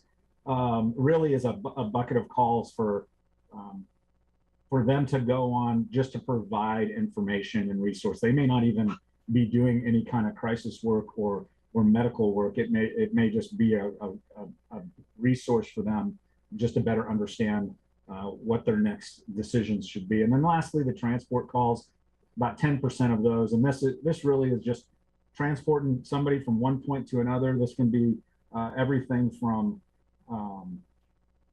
somebody that declined medics, won't go with medics, but will go with Cahoots, and they'll go, or a transport, like I'm at dusk to dawn and I need a ride to my doctor, or I need a ride to community court or something like that. They'll call Cahoots, and Cahoots will actually give them a ride to those locations. So I thought that would be interesting for you to see the lion's share of those 16,788 calls that they're going to. Next slide, please. The other thing I thought would be fun to look at is just kind of when Cahoots is responding, when they're responding just as a sole source or a sole as a sole responder, and then when we're responding to our calls as sole responders. And so here you can see what the solo response is between both or all three of the entities, and then what the joint response is between EPD and ESF and Cahoots. And so, you can take a look at that, and certainly if you have deeper questions that are going to take, some more analysis or to explain some things, we can set up a system where you can email me all your questions, and I'm happy to answer those if you have that. And then you can see where there's, this is calls for service at 4,700 that aren't dispatched to you. And so that's the delineation between calls for service and dispatch, that there's some that we're not dispatched to. Some of those are things that fall off the screen that don't need to be dispatched to, and some of those are calls that they just can't get to because they're too busy. They're struggling with the same thing we are, is that there's more demand than there is supply. And so the question becomes, do you lower the demand, which I think we all would love to lower that demand, or do you raise supply? And I think the answer to both those questions is, to some extent, yes. But I'm starting to talk with Chris Hecht about the concept of Cahoots as a sole source or as a single response type for many of these things. We're starting to have these conversations about what are calls for service that are coming in that maybe Cahoots shouldn't be going to. What is that next layer even below Cahoots that we should be trying to handle and free up Cahoots time to be able to go to all those calls, just like we're trying to offload some of our call volume so that we can go to more of the calls for service that we need to go to as well. And so we're starting to have those conversations. On the right, you'll see a heat map. This is just I think good for you to see kind of where Cahoots is responding in our city. Probably not a shock that the downtown core is the lion's share of the hotspot. Up 99, you'll see a little bit of there. Up in Santa Clara, that's the transit center up in that area. And then there's a couple of other things that are somewhat anomalies around this. But again, these numbers aren't so huge that it changes much. And interestingly enough, when I overlay the heat map for total calls for service for when EPD responds with them or when ESF responds with them, it's very, very similar. And so I thought I would just put this up here so you can kind of see what parts of Eugene are getting the lion's share of the service from our cahoots partners. So with that,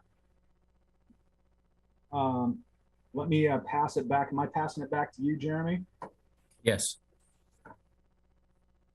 Thank you, Chief, Chiefs, speakers. Before I move on, I was asked to clarify, Julie Schaefer, the police department's financial manager, request I clarify that the hiring 11 patrol officers is actually 8 patrol officers, 2 sergeants, and a captain. So I just wanted to make sure that that was clarified. So moving on, here's the FY23 community safety budget, which represents roughly $21.5 million, which, as you recall, the payroll tax was projected to have revenues of $23.6 million in FY24. So this has us on track for that. And also, as mentioned early on, this is allocated, the police allocation includes 911, municipal court, also includes the jail strategies and alternative responses, of course, throughout. So, but that is the breakdown. Moving on, out of that 21.5 million, 10.8 million is includes the FY22 supplemental budget of 3.3 million, which brought on 16 FTE. New ongoing services are an additional 6.8 million at 24 FTE, and then new one-time services and 750,000 for a total of 10.8 million in FY23. I would be happy to read through what each of those strategies are, but I know you have them right in front of you. So is the budget. So with that, the conclusion is that the community safety system continues to be a priority. As we've mentioned before, we're at 85% of funding in FY23, and we are on a path to improved community safety. So are there any questions?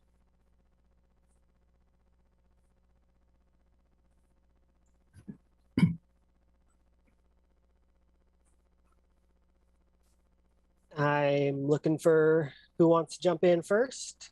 And I see Councillor Syret.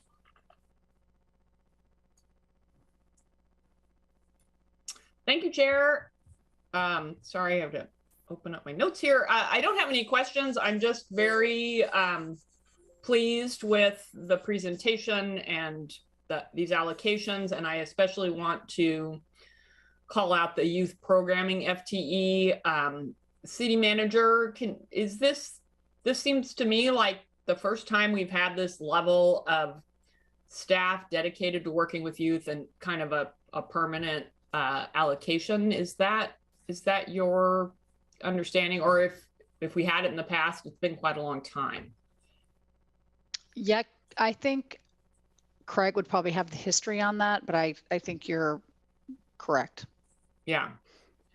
So I think it's amazing that we're going from basically 0 dedicated staff for youth empowerment and specific programming to 3. And I really loved Craig's story about how this empowerment work, ripples through for the folks who are engaged, the youth who engage in it and prevent, less positive outcomes, which is very difficult to measure. But I believe, there's been studies throughout the country that show the impact of these kinds of programs to improve outcomes for young people versus when there is a lack of engagement and support. So that is super exciting. I was also really pleased to hear in Chief Skinner's report about dedicating some funds to the physical and mental health of our officers. I work with nurses, and the stress of the pandemic has taken a huge toll on the mental health of our frontline workers, and I can only imagine that for our officers, it's also had the same impact. So I was really glad that the chief called that out. Thank you.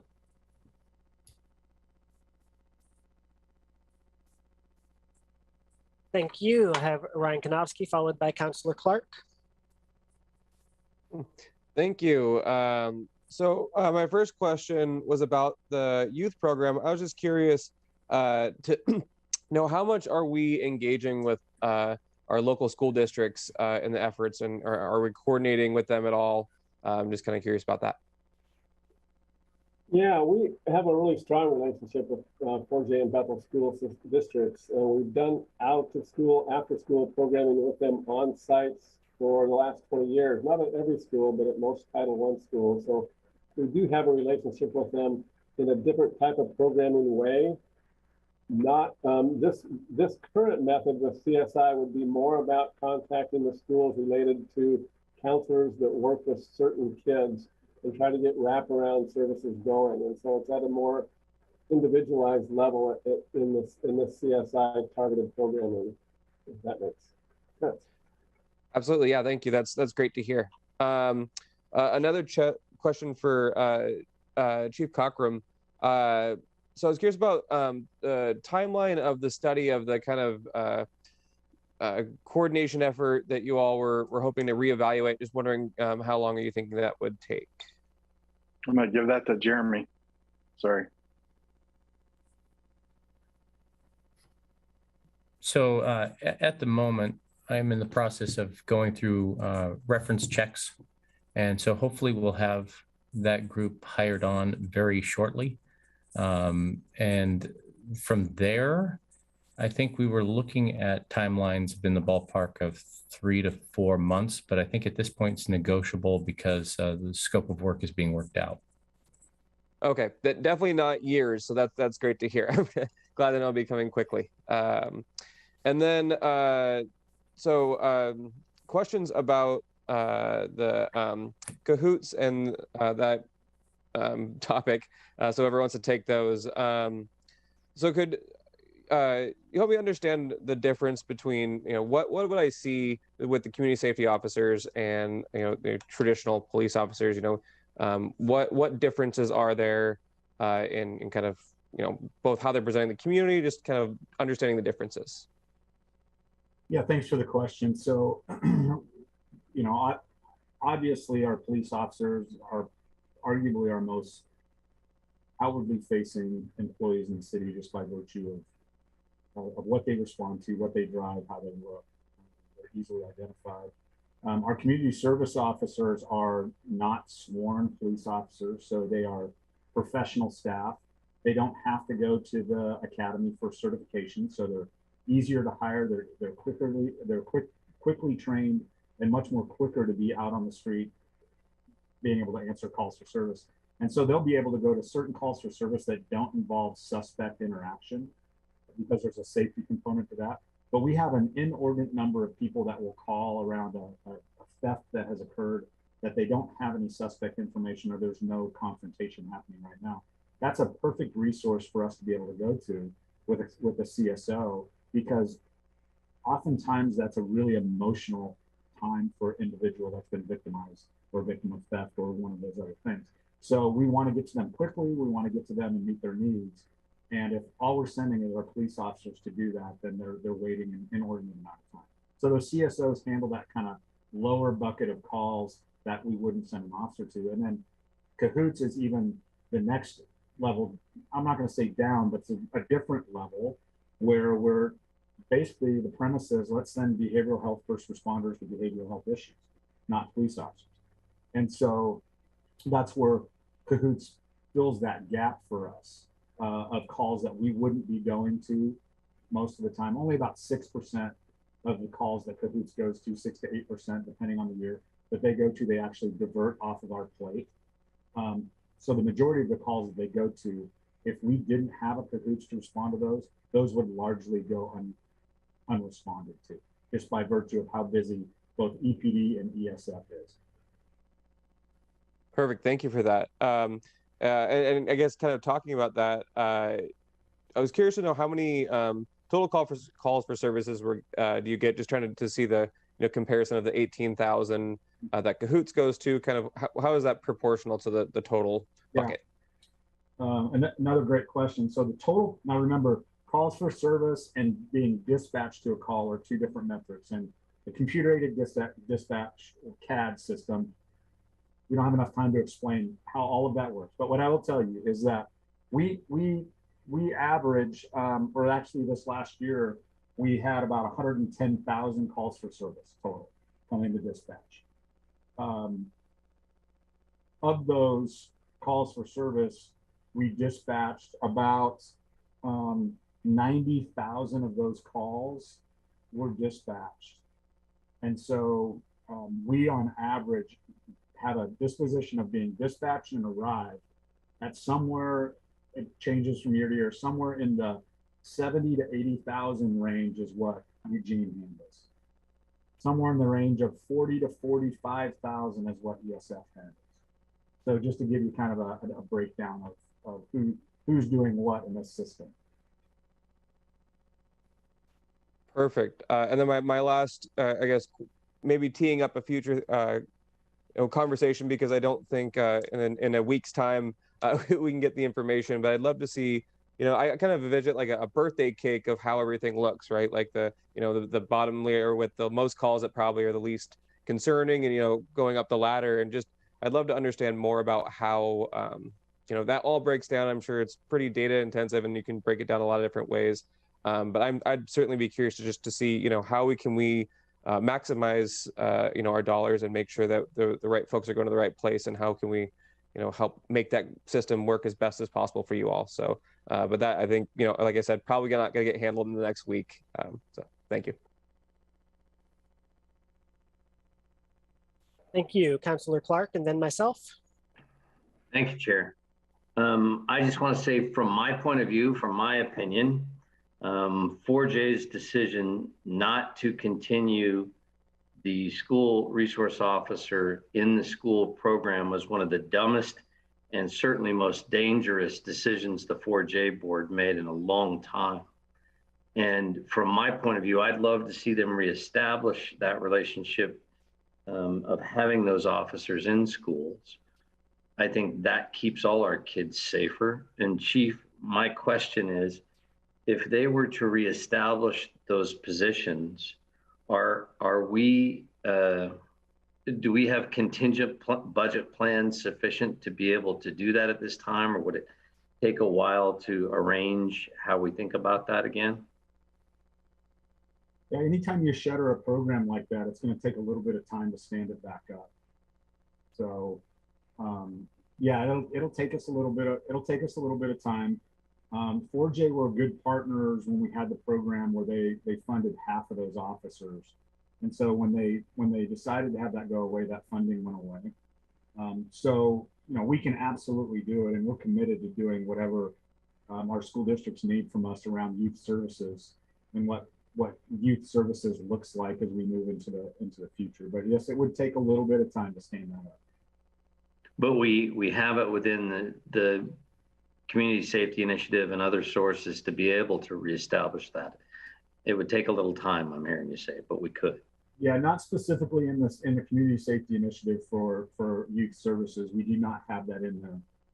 In the past, it was partially funded through 4J in a contract, and the other half was funded in our general fund. And so we've kind of let go of our general fund funding on that, so to speak. And so we would have to think about how we would put that back into place if they want to do that. But trust me, if I had the opportunity to do something meaningful in our schools and open to that collaboration and that discussion with 4J, we would absolutely make something happen. Excellent. I hope they come to that wisdom soon. Another thing on a different subject, I appreciated both the chiefs and Jeremy's report that go into such detail about how we spend money in each of the departments, and including with the contract with Cahoots. I was kind of surprised, frankly, to hear the Cahoots manager talking about a request for funds that would do a specific thing within his agency of increasing the hourly amount without then commensurately giving us the same kind of report on how they spend the rest of the money they get within their agency. My understanding, and I don't know who would answer this, Jeremy maybe, but they're a contract we ask for, we create for services, right? It's not an agency we run. We're creating a contract with an outside agency for specific service delivery, right? That is correct. We are currently about to approach the last year of a 5-year contract. And the contract that we have, which has a service level agreement associated with it, is for a number of contracted hours of service per year. And do they meet that all the time, Chief? Do they continually meet that agreement they made? They certainly endeavor to do that. The caveat to that is that, you know, they're plagued by the same things I'm plagued by, which is retention issues, people that are out with COVID, sick. So I think it ebbs and flows, but they, for the most part right now, have been doing a really good job of keeping those 36 hours out there. Right now, they're suffering from a little bit of COVID. And so I think it's down a little bit, but they very quickly get that back up. And I appreciate your need to keep a good relationship with them and give us straight answers. And I appreciate the way you're doing it. But my understanding is sometimes with, you know, COVID sicknesses and other reasons, they may not perform all of the hours that they contract to for one reason or another, but we pay them the full amount anyway. That's correct. So we're already giving them more money than they deliver in terms of services for an agreement we create. Based on the contracted amount that we pay to include the 5 extra hours, right? You could surmise that if they're not paying workers because they're short-staffed, that would be salary savings, just like we would all have in the event that we have vacancies. Well, I appreciate the work they do very much. When I was a younger man and had a couple of buddies as roommates, one of my roommates was worked at Cahoots doing that work, and I learned firsthand how much is involved and how tough it is. And I have great respect for the people who do that work. But as an organization we contract with, I would certainly need them to open up their books and let us analyze the wisdom of how they spend all their money before I would be willing to accept a motion to increase what they pay people per hour, because I would say that's a fair request if they're making a request of us on that level. So I just want to say that for those thinking about a motion like that. Thank you.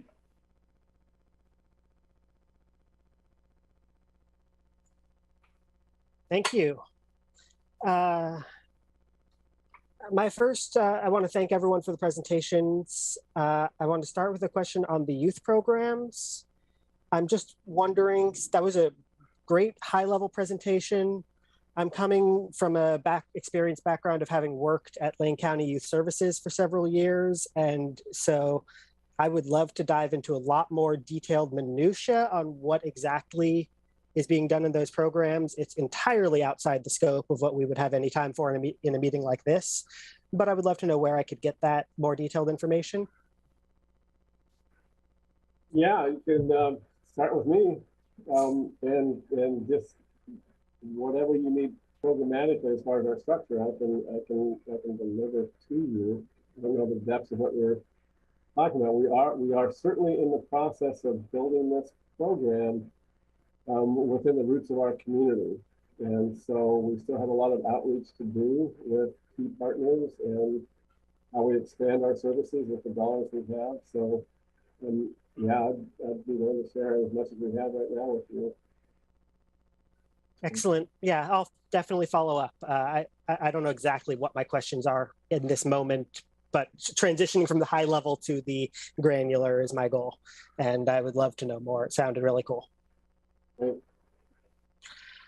I also want to provide a thanks for the really detailed response to my question on Cahoots dispatches that was in our packet. That was really excellent and very informative for me. I think that there was a few takeaways that I had. For one, I noted that we had over 14,000 Cahoots dispatches that were solo. And of those, they only ended up calling for backup 301 times, if I remember right. And then there was under 2,000 joint dispatches on top of that. So from that, I'm hearing that the vast majority of the calls that they respond to are done solo. So there was some discussion in the last meeting of a lot of things that kind of have to be done jointly. And it seemed that the numbers didn't really hold that up as something that happens too often. I do also recognize that that most of those calls are not diversions from things that the police would have otherwise responded to. And so the diversion rate being in that, the report said 3 to 8%, the chief just said 6 to 8% range, is definitely a different spot. But my takeaway on that was to think that that's still a much, much higher than if you looked at the percent we pay for Cahoots relative to, say, the patrol budget. So the percentage of funds that we dedicate towards Cahoots versus the percentage of calls that we're able to divert, it seems to me like we're still at a level where that's an extremely efficient trade-off, not even factoring in that those diversions are a relatively small fraction of what Cahoots ultimately does in total for our community. So my ultimate takeaway from balancing those numbers was essentially to say that Cahoots is an extremely efficient use of our funds. And it seems to me that in terms of future contract negotiations, if we could negotiate at a higher funding level for more hours than we're currently getting, that would be really great for the community. So I hope that as contract negotiations continue, we can move in that direction. Next, I have Catherine Ryan, followed by Siobhan Cancel.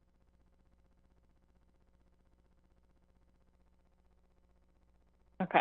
I have sort of a couple different topic question areas. On the youth programming side, I was having a really hard time hearing. I think I heard something about grants to community organizations as part of that. Was that real? Okay. Is it possible to get information just about kind of who those are with and what that looks like? Sure. Awesome. And then I was also curious, sort of how, as that work in particular is getting started, how much of, whether we have a sense at this point or did before, how much of a need in that area that we feel like we're meeting? Like, do we feel like the funds that are kind of, or the funding level that is going to be in there for this year, which looks like it's, a little bit more than it was for last year, do we feel like that is sufficient? Do we feel like there's still, a lot of need out there for those kinds of services? That's a big question. For prevention services as a whole, I really can't answer that. Do we feel like that's enough? I'm a strong advocate in the power of the prevention dollar and what it does. The money that we're using very well. In this community, we are fortunate to have a lot of community partners and organizations that do have a strong focus on helping youth, especially marginalized youth. So to me, it is a matter of connecting a web of a system to help the youth that are marginalized in this community. I think that is where we can do better. And I think that is one of the intentions of Frida, the person we hired to do this manager's work, to do that with the community. And that's just getting started from our perspective as a new program. So does that help? A little bit.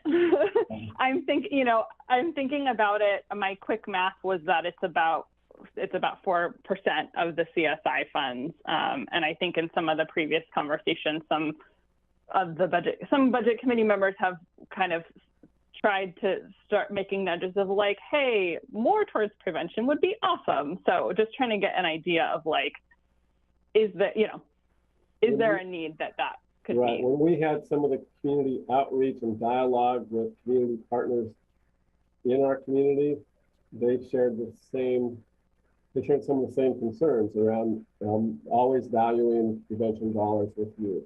So. Okay, thank you. And then switching gear over to police, is there,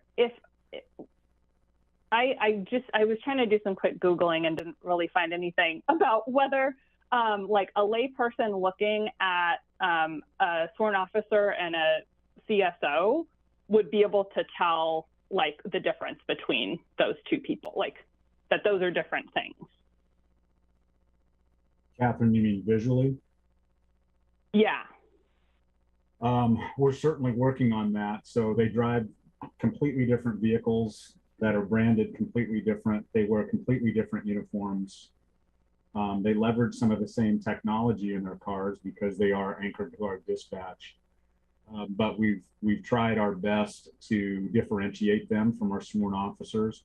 And with this new program, we're thinking about what is the next level of that, because it's that delicate balance between arriving on scene and immediately being seen as at least a representative of the police department with some competency for these calls for service they're having, to include many of like the traffic control details we ask them to do, that they have some sense of authority so that they can be out in the middle of the street diverting traffic and helping with football games and everything else, while not going so far that it becomes a safety issue for them where they could be misconstrued as a police officer. So the answer to that in my mind is yes, you can tell the difference, and I can see us getting even better differentiated as we move into the future, as we fully build out the program.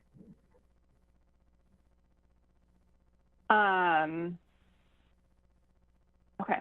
And then just one comment for folks who may be watching and just kind of wanting to make sure that it's clear that folks know that this body does not make decisions about whether 4J has police officers in their schools. That is not within the scope of our work. And I just want to make sure that folks are very aware of that. That's all. Thank you. Siobhan. Hi, thank you, Chair. Just real quick, because Catherine was just talking about it, I am curious, do the community service officers, do they have guns? No, they're not. They're not sworn police officers, and they're not armed. Okay, cool. So I have a couple questions, couple comments. The first one, just like many of my colleagues, is I would love to know more about the individual programs and services that are going towards youth prevention. I think it's really awesome that we're focusing on our youth, and I'd like to be able to spread the word more informative. I do have a question for Chief Scott Cochran. You mentioned that you do have a quality assurance, quality improvement person. What was that person's name again? Scott Bartley. And then his supervisor is Battalion Chief Joanna Campy. Thank you. Okay, so as you may or may not know, I tried to take a bunch of this information and try to explain it to lay people. So Chief Skinner, I'm going to ask you these questions, even though you've answered them a little bit, but I just want to be super clear so I can then be clear when I communicate it to other people. So when we're talking about calls for service, you had mentioned that we're looking at about 110,000 calls for EPD. No. Total calls for service that the dispatch center receives. That's Total, EPD, okay. That's EPD, fire, and cahoots. Okay. Both emergency and non-emergency. Okay. And then you mentioned about how many are actually dispatched? Let me see if I have my metrics here. The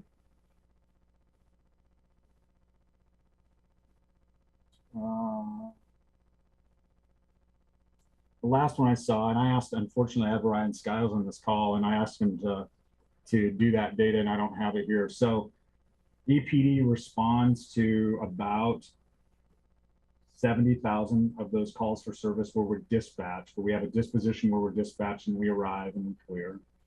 Fire is in the 40s. And then you saw the number specifically for Cahoots, which is 16,788. Okay, cool. Thank you. And so I'm looking at the notes that we got handed out, which I'm so thankful for. And it looks like there's a 3 to 8% diversion rate. Am I reading that by Cahoots? Am I reading that correctly? I don't know what you're looking at. So I don't know. Probably not helpful then. But that's okay. But what I can tell you is that we've done the analysis over the last few years that we've been having all of this dialogue nationwide, and actually all over North America, quite frankly. And it fluctuates between right around the 6%-ish mark of diversion rate for EPD.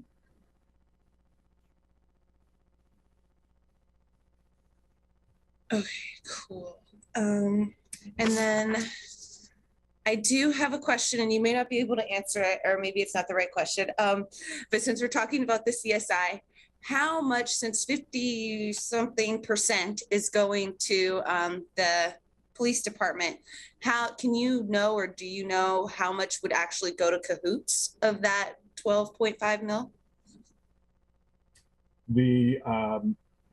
So we have Cahoots money in our general fund, which all in is we'll call it a nice round $1 million, all in from our general fund. And the CSI money that contributes to that base contract in a 5-hour addendum to the contract for an extra 5 hours is what I'm holding in the CSI in the FY23 budget. I may be asking follow-up questions later. I would like to just take a moment, since I am a citizen here, and I heard something earlier and it just really kind of pulled at my heartstrings. I went through 4J school district, and we had police officers in school. And from my personal experience, it did not make me feel any safer. And even just kind of thinking about the police officers now still kind of affects me. So I know that Catherine made it very clear that we don't make decisions on that, but I feel like it's important to take into account what might be a more minority view of police officers in our schools. Thank you.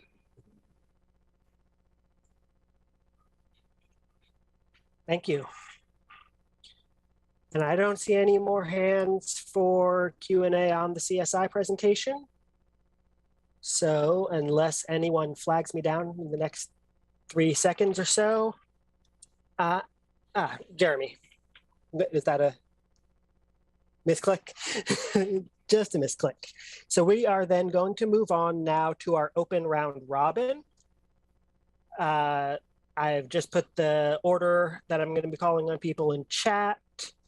And so we're going to go through that like we normally do. This is now open discussion on any topic related to the budget process. And we're going to start with John Jasper, followed by Councillor Semple. Thank you. I don't have a whole lot. Just want to say thank you for all the presentations, and I really appreciate all the detail that everything that we've discussed. I do, however, want to express strong support to what Councillor Clark was talking about the use of the eWeb building as a future city hall.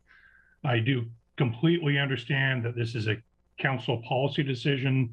It's not a budget committee decision, although it does have very profound, potentially budget implications for future budget committees.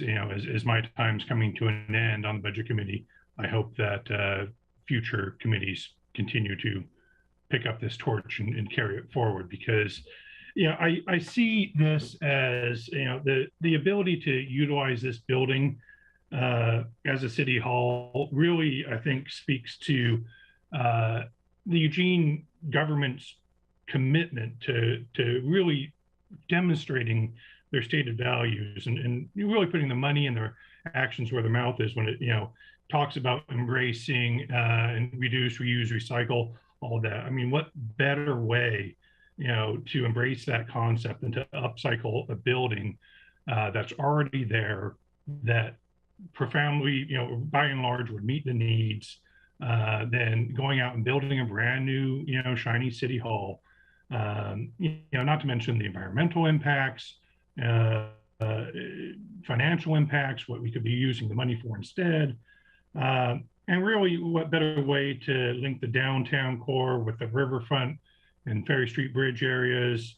A great way to have the Eugene City Hall embrace, the Willamette River, and both in design and proximity, and really kind of move forward in a utilization of the resources that we already have. Again, it's outside this committee's purview to make that sort of decision, but I hope that council at least hears that support for that concept. Beyond that, I'm anxious to hear everyone else's input. Thank you. Thank you, Councillor Semple, followed. Oh, I put it in chat and lost my window, followed by Councillor Keating. Thank you, Chair. Thank you for the reports from so many people. The CSI is pretty broad in what it includes, and I think it was a great report. I'm pleased with the responsiveness to changing demands and needs in our community, and knowing that that will continue. So this isn't a fixed budget. It's one that flows with the different needs as the years evolve. So I really appreciate that work. And I appreciate the work of the whole budget committee, and I don't have any questions right now. Thanks. Thank you. Councillor Keating will be followed by Councillor Clark. Thank you, Chair. And I'm going to follow up in writing any questions I have, but I do have just an observation and a comment. I mean, no disrespect to any of my colleagues, but I find it inappropriate when a member of the budget committee, a colleague on council no less, calls out another government agency, an autonomous local agency, as making a decision, quote, that is one of the dumbest. Agree or disagree with the decision. I don't find it appropriate for this body to be calling shade on another autonomous local agency. It's not in our lane, and it's inappropriate. I'll follow up with any questions in writing. Thank you.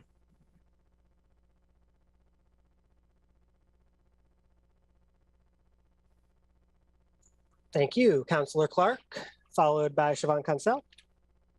Thank you, Chair. It's funny. I was sitting here thinking, what might I comment on? And the first thing that struck me was how we do this work and how we work with one another.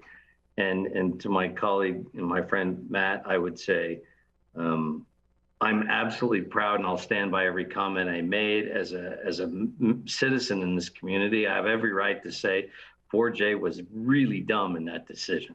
They were really dumb. I don't represent the whole body, and I made that clear. It's something you could prove factually about the level of safety available to kids. And I had kids in these schools up until 2 years ago, and they still have friends in the schools, and I'm friends with their parents. And from a community member standpoint who knows kids in school, and to know, in my opinion, and that's the point I made, that they are less safe as a result of that decision. Those board members are elected officials, and I'm speaking to them in hopes they'll hear and make wiser decisions. What brought to mind the reason to make the comment about how we all work together was Siobhan's comments, which I thought were amazing.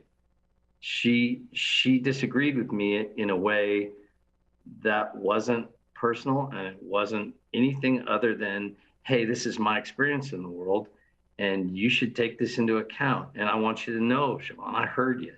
I heard you said as a person of color and as a kid in those schools, that doesn't necessarily make you feel safer. And I really appreciate the way you presented that. That's something to take into account, and I will, and I do. So I think you did a really good job of making your point there. Thank you very much for that. My question is of the chair, is next meeting the appropriate time to be prepared to make motions? Yes, motions will be made at the next meeting, and I'll go over some more details about that process at the end of this round robin and the wrap up. Thank you very much, everybody.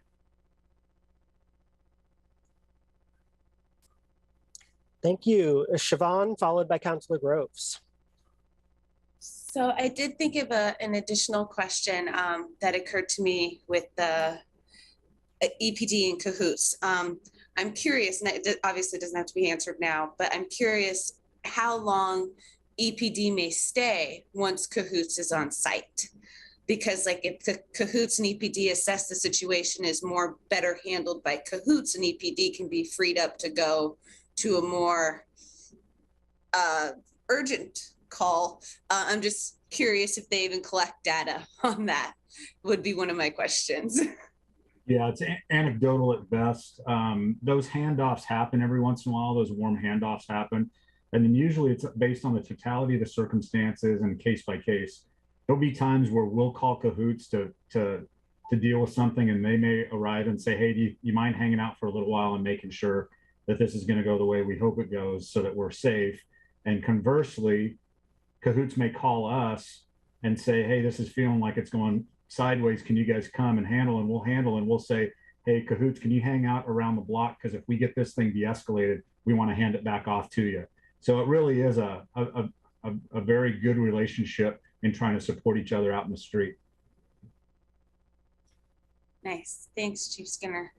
And then with the conversations we've had tonight, it makes me think about with the youth empowerment and prevention, and this is just a idea that came into my head. It's like maybe one of the programs could be introducing children of color to our police department. As Chief Skinner knows, I've personally tried to reach out to him to build a relationship, and it's been difficult. So maybe that's, I know we don't have any control over that either, but I'm just putting it out there because this is a topic that, I mean, even it still affects me 20 years later. So thank you. Thank you. Councilor Groves, followed by Ryan Konofsky. Thank you, Chair. I apologize for missing a good portion of that presentation. So based on that, I don't have any questions at this point, but I do intend to watch the tape of this and pick up what I missed. And I will follow up with questions in writing at that point if I have any. Thank you very much. Thank you. Ryan, followed by Eliza Kaczynski. Thank you, Mr. Chair. I think I asked a good number of questions in the first go around after the presentation. Like I said, I don't think this is a topic that I will be able to understand fully in the next week about, the data around, how we're utilizing our this resource in the best way for our community, for public safety. That's the biggest thing is being good stewards of those dollars and making sure we're using the right tool for the right situation. So, more of that might come out next week as we do our final deliberations. So that'll be a future conversation. But, just thank you for the presentations. It was really interesting to see, how all the improvements are going downtown. I see it whenever I go down there. It's looking really good. And it's great to see the report on how well that's going. So thank you, Mr. Chair. Thank you. Eliza, followed by Councilor Siret. So first, I want to thank everyone for the presentations and also for the detailed answers to questions that were in the packet. One of the things I noticed is that it sounds like barring something specifically written into the contract that says it goes up blah % every year. The amount that's budgeted for contracts goes up based on the approved inflationary rate. Is that the same one that's used just sort of generally when we're forecasting increases for materials and services?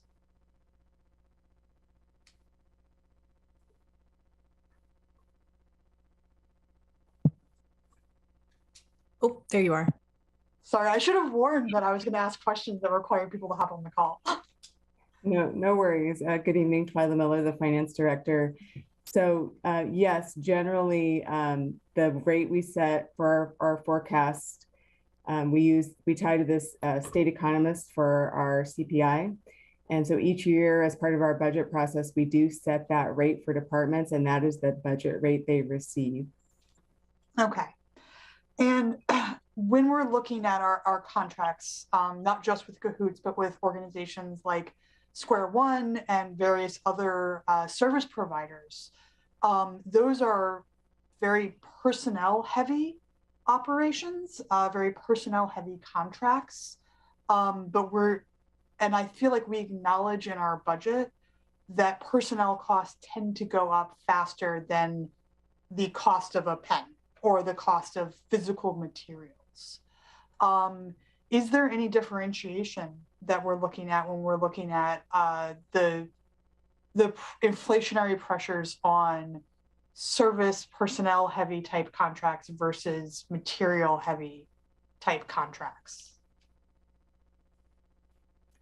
What I'll say is, each contract manager negotiates their contracts. And so there's a variety of ways they provide escalators in their contracts. So it would vary contract to contract. However, we don't true up everyone's budget to different pieces they have. So basically within their budget, they manage all of those pieces within those inflationary rates we give to departments within the budget, generally speaking. Okay. Because again, this is a thing that we talked about as well with the human services funding and the human services contracts, is that we have a number of different personnel heavy contracts that the contract amount tends to stay stagnant from year to year, even though the costs, and particularly the personnel costs, are going up.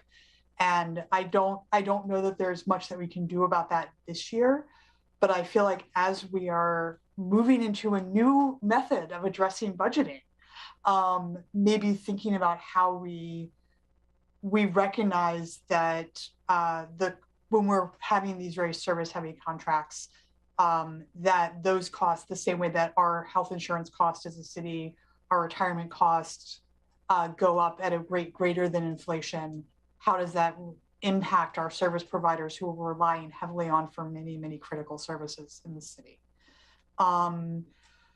So that's sort of a longer term question. In a shorter, I will wait for a second round because I have another set of questions, which will probably take more than 30 seconds.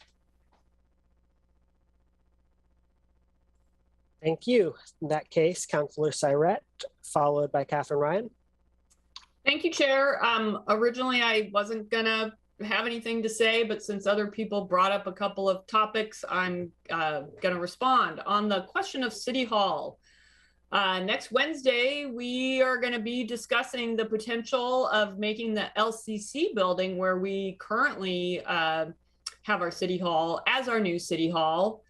And I believe that would better reflect our values than the eWeb building, as it's in the center of downtown.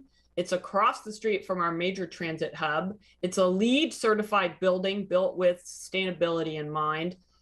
And it's a great deal younger than the eWeb building, with a lot fewer unknowns in terms of how it was built and how we might need to change things around to make it work. So it would be a much less expensive than buying and retrofitting the eWeb building, and less expensive than building a city hall from scratch. So a beautiful building already sitting there, and if the situation can be worked out with LCC, it could be our new home as City Hall, which for me, I think would be ideal. On the topic of the school resource officers, I know that the chief and apparently Councillor Clark is a believer in the benefit of school resource officers. But there are studies, and I worked for the ACLU of Oregon when these studies were coming out, so I've looked at them, that have shown the disproportionate impact on students of color that can result from having school resource officers in terms of level of discipline, including criminalization of children being subject to arrest. Now, that may not have occurred in our schools here locally, and I'm not aware of that being the case, but I do think it's something to be noted about the use of school resource officers across the country. Thank you.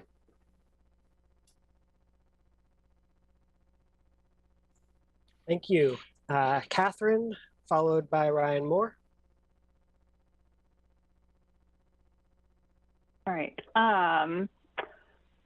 I think I have two main things to touch on. So one is just to kind of let folks know that I am still planning on working on a motion related to cahoots. I'm having conversations with the chief and the city attorney, and need to check in with the city manager, just kind of throughout all that. I am very much anticipating it will probably look different than the request that was made by Chris last week, but have connected with Whitebird as well. So stay tuned.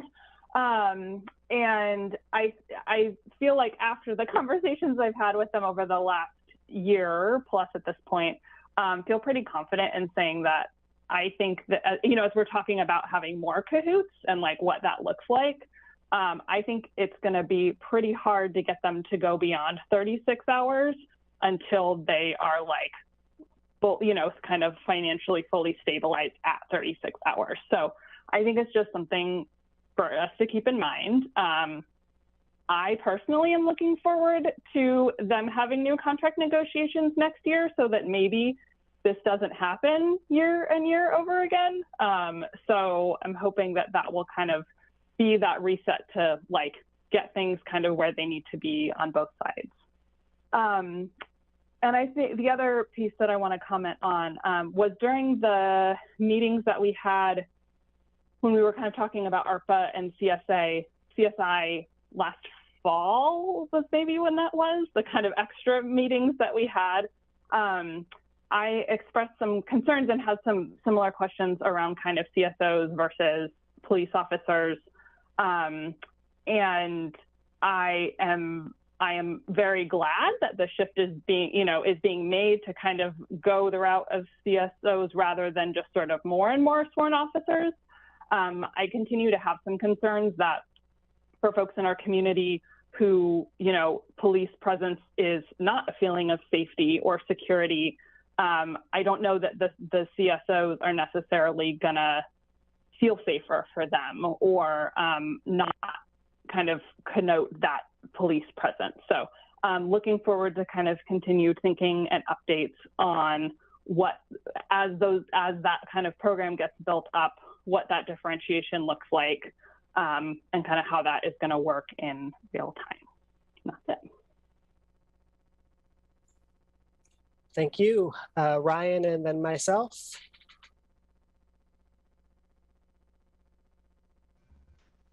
Okay, I'm having big technology issues, as has been obvious, so my camera's off. Just one question before it kicks me out again. Following up on something Catherine asked last week, actually. So on page 38 of the budget document, just kind of trying to get clarity on camp cleanups. So the question was asked, it looks like there's, in other services, there's parking enforcement and community-focused patrols. Do those touch on, I think it was framed as camp sweeps, and the answer was no, but they do touch on cleanup and enforcement. So my question then is, if all that is accurate, and I might be misremembering, why are they not all lumped together under that last item, right-of-way and park camp cleanup? Ryan, I think you might have misunderstood me last week. So I'm looking at the number here. I think what I said last week was I don't characterize that work. God, my camera is like super blurry. Hold on. Does that every now and then. I don't tend to characterize the work that we do kind of enforcing those ordinances sweeps. So for me, I was like sort of not agreeing with the language, but I think I did acknowledge that there are funds in this budget that are funding enforcement efforts, which includes, people that are illegally, camping in the right of way or camping in parks property. We are moving people. So there are dollars in this budget that fund that work. Right. So the parking enforcement and community focused patrols wouldn't include explicitly like the actual cleanup piece. It's both. Yeah. Okay, cool. Unless and Matt, if you feel like you want to jump in and correct me, feel free. I could be messing that up. Ryan, so the right-of-way and park camp cleanup is a combination of literally cleaning up parks and rights-of-ways, as well as some staffing that currently does posting of camps that don't meet our park rules or code, but it's predominantly actually cleanup. The parking enforcement is for our neighborhood service officers that we are looking to expand to 8 in this budget through ARPA funds. And those officers do handle code enforcement in rights of ways for parking and a range of livability issues, but it also could include posting tent camps that are in the right of way that don't meet code, as well as potentially working in some parks. That's a shift that we're looking for in how we do the work. The community-focused patrols is really overtime, police overtime to help assist. Often it's helping provide safety for public works when they're doing their work, because sometimes they're working in situations where there's threatening behavior.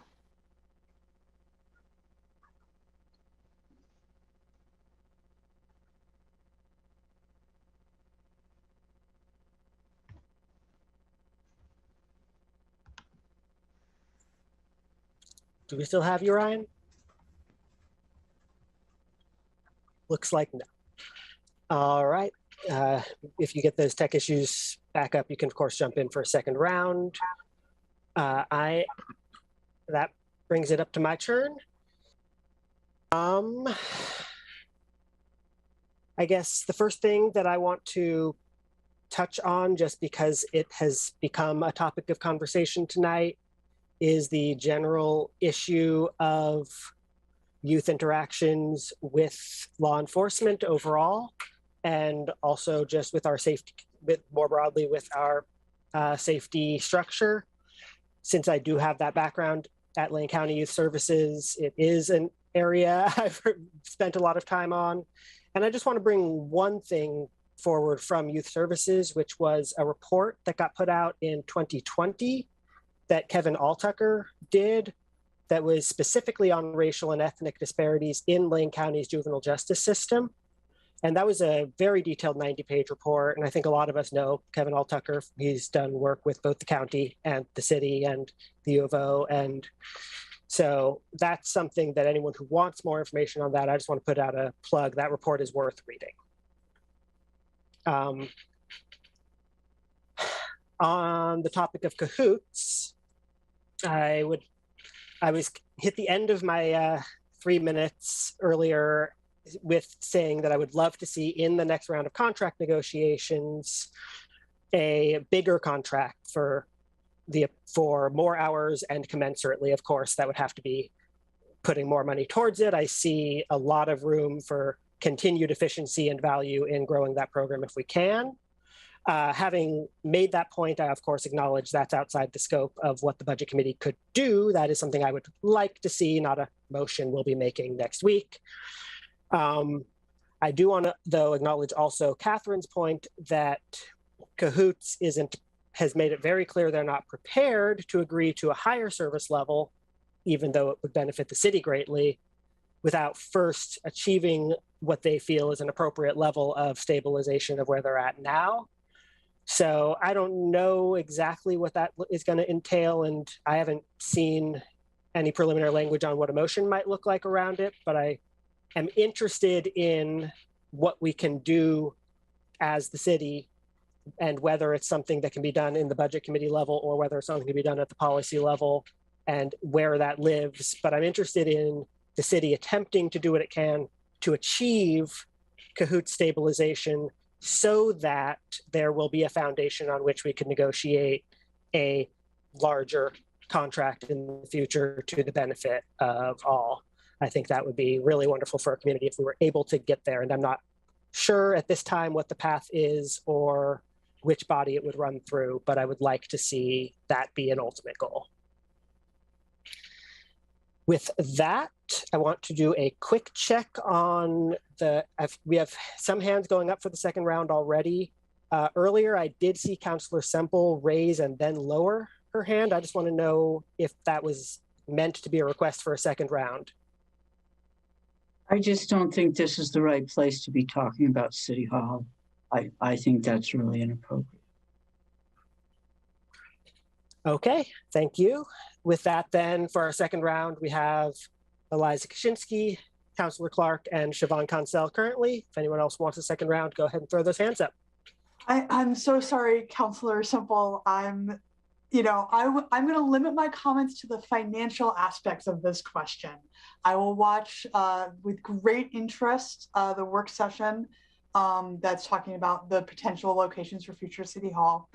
But with the urban renewal funding, it was my impression that a lot of that was intended to do projects that would, in the long term, increase our property tax base.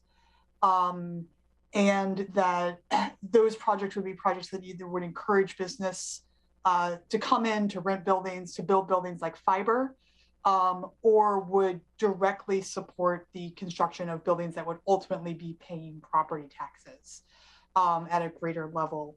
It's my impression that government buildings do not pay property taxes.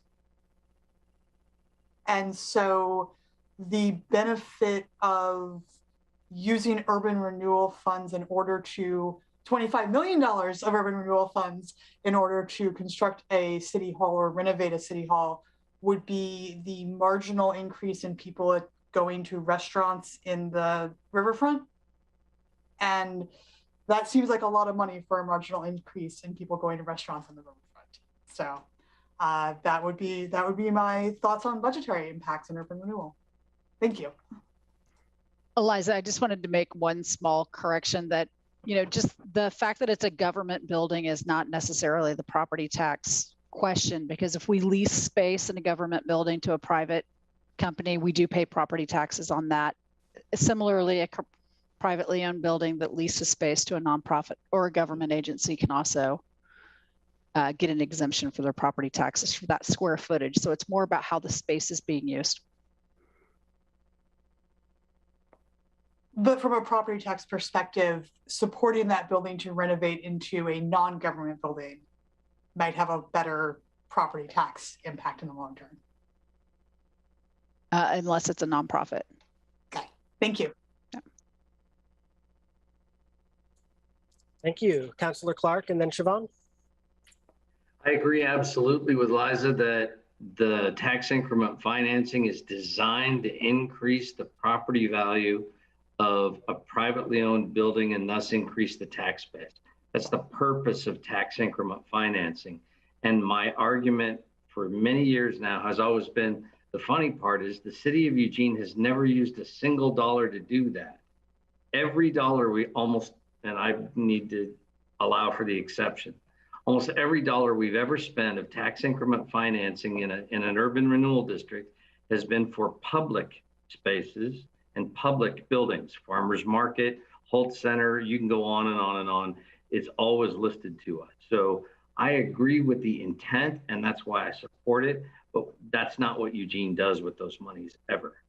And I appreciate my friend Councillor Semple's point about this, but I do think that the discussion of City Hall has a profound impact on the long-term budget and the considerations of the Budget Committee. So I do think it's an appropriate time.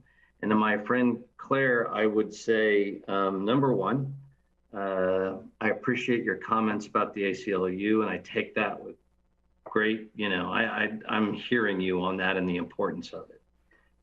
I'd say secondarily that the comment that the LCC building is in downtown, EWEB's in downtown district as well. And I would also say that for those of us from North Eugene, this is not a minor point. The geographical center of Eugene is Oakway Center. So to have a city hall located more towards the center of our community is not a small thing to people in North Eugene who tend to feel a little bit left out from time to time when people talk about the center of activity is considerably south of them. And I would say too, the budgetary impact importance is that right now we pay $1.5 million approximately a year to rent space for the city. We're coming up into a tight budget period where we may face $10 million shortfalls, and we're spending $1.5 million, and that's not to even add in yet what we'll pay for rent of LCC, because we're not buying the building, I don't think.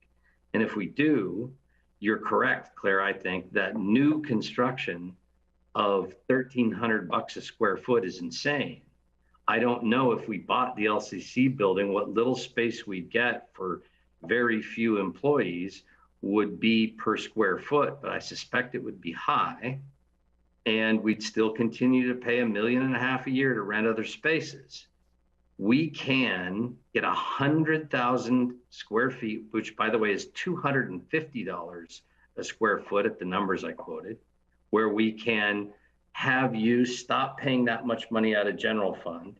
And I believe it saves us money and it's a much wiser use of for many reasons. Thank you. Thank you, Siobhan. Thank you, Chair. So I do have a question for Chief Skinner. But before I do that, I do want to just say thank you. This space, as you know, I'm somewhat new, and to be able to be vulnerable and share with you all, and I know we're virtual, so you can actually throw tomatoes at me or pull me off stage, but I appreciate that I was able to share personal experience and it was heard. So thank you for that. The other thing that I've totally forgot to mention is I'm super psyched about this affordable housing that's in the urban renewal, because I think I heard 60% medium income. And so if you take 50 grand and that becomes 30 grand and $15 an hour, even if that's their whole paycheck, that's at least feasible. And so I'm really happy to hear more affordability. And then for Chief Skinner, my brain started going. So you mentioned some marketing stuff that you did with commercialing.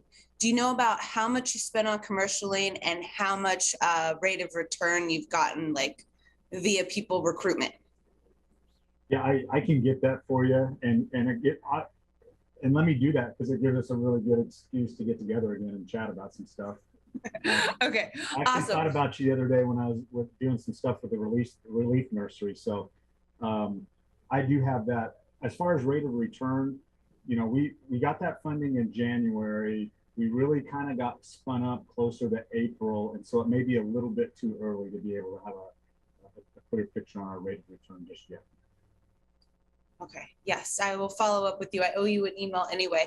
The reason I'm bringing that up is because if we could spend, if an amount similar to that could maybe be spent on showing that these CSOs don't carry guns, I think that could really help with like a public service announcement or something. It could show people, just like I saw your other commercial, that, hey, you know, we're here to actually help and we won't shoot you. So just putting that out there. Thank you.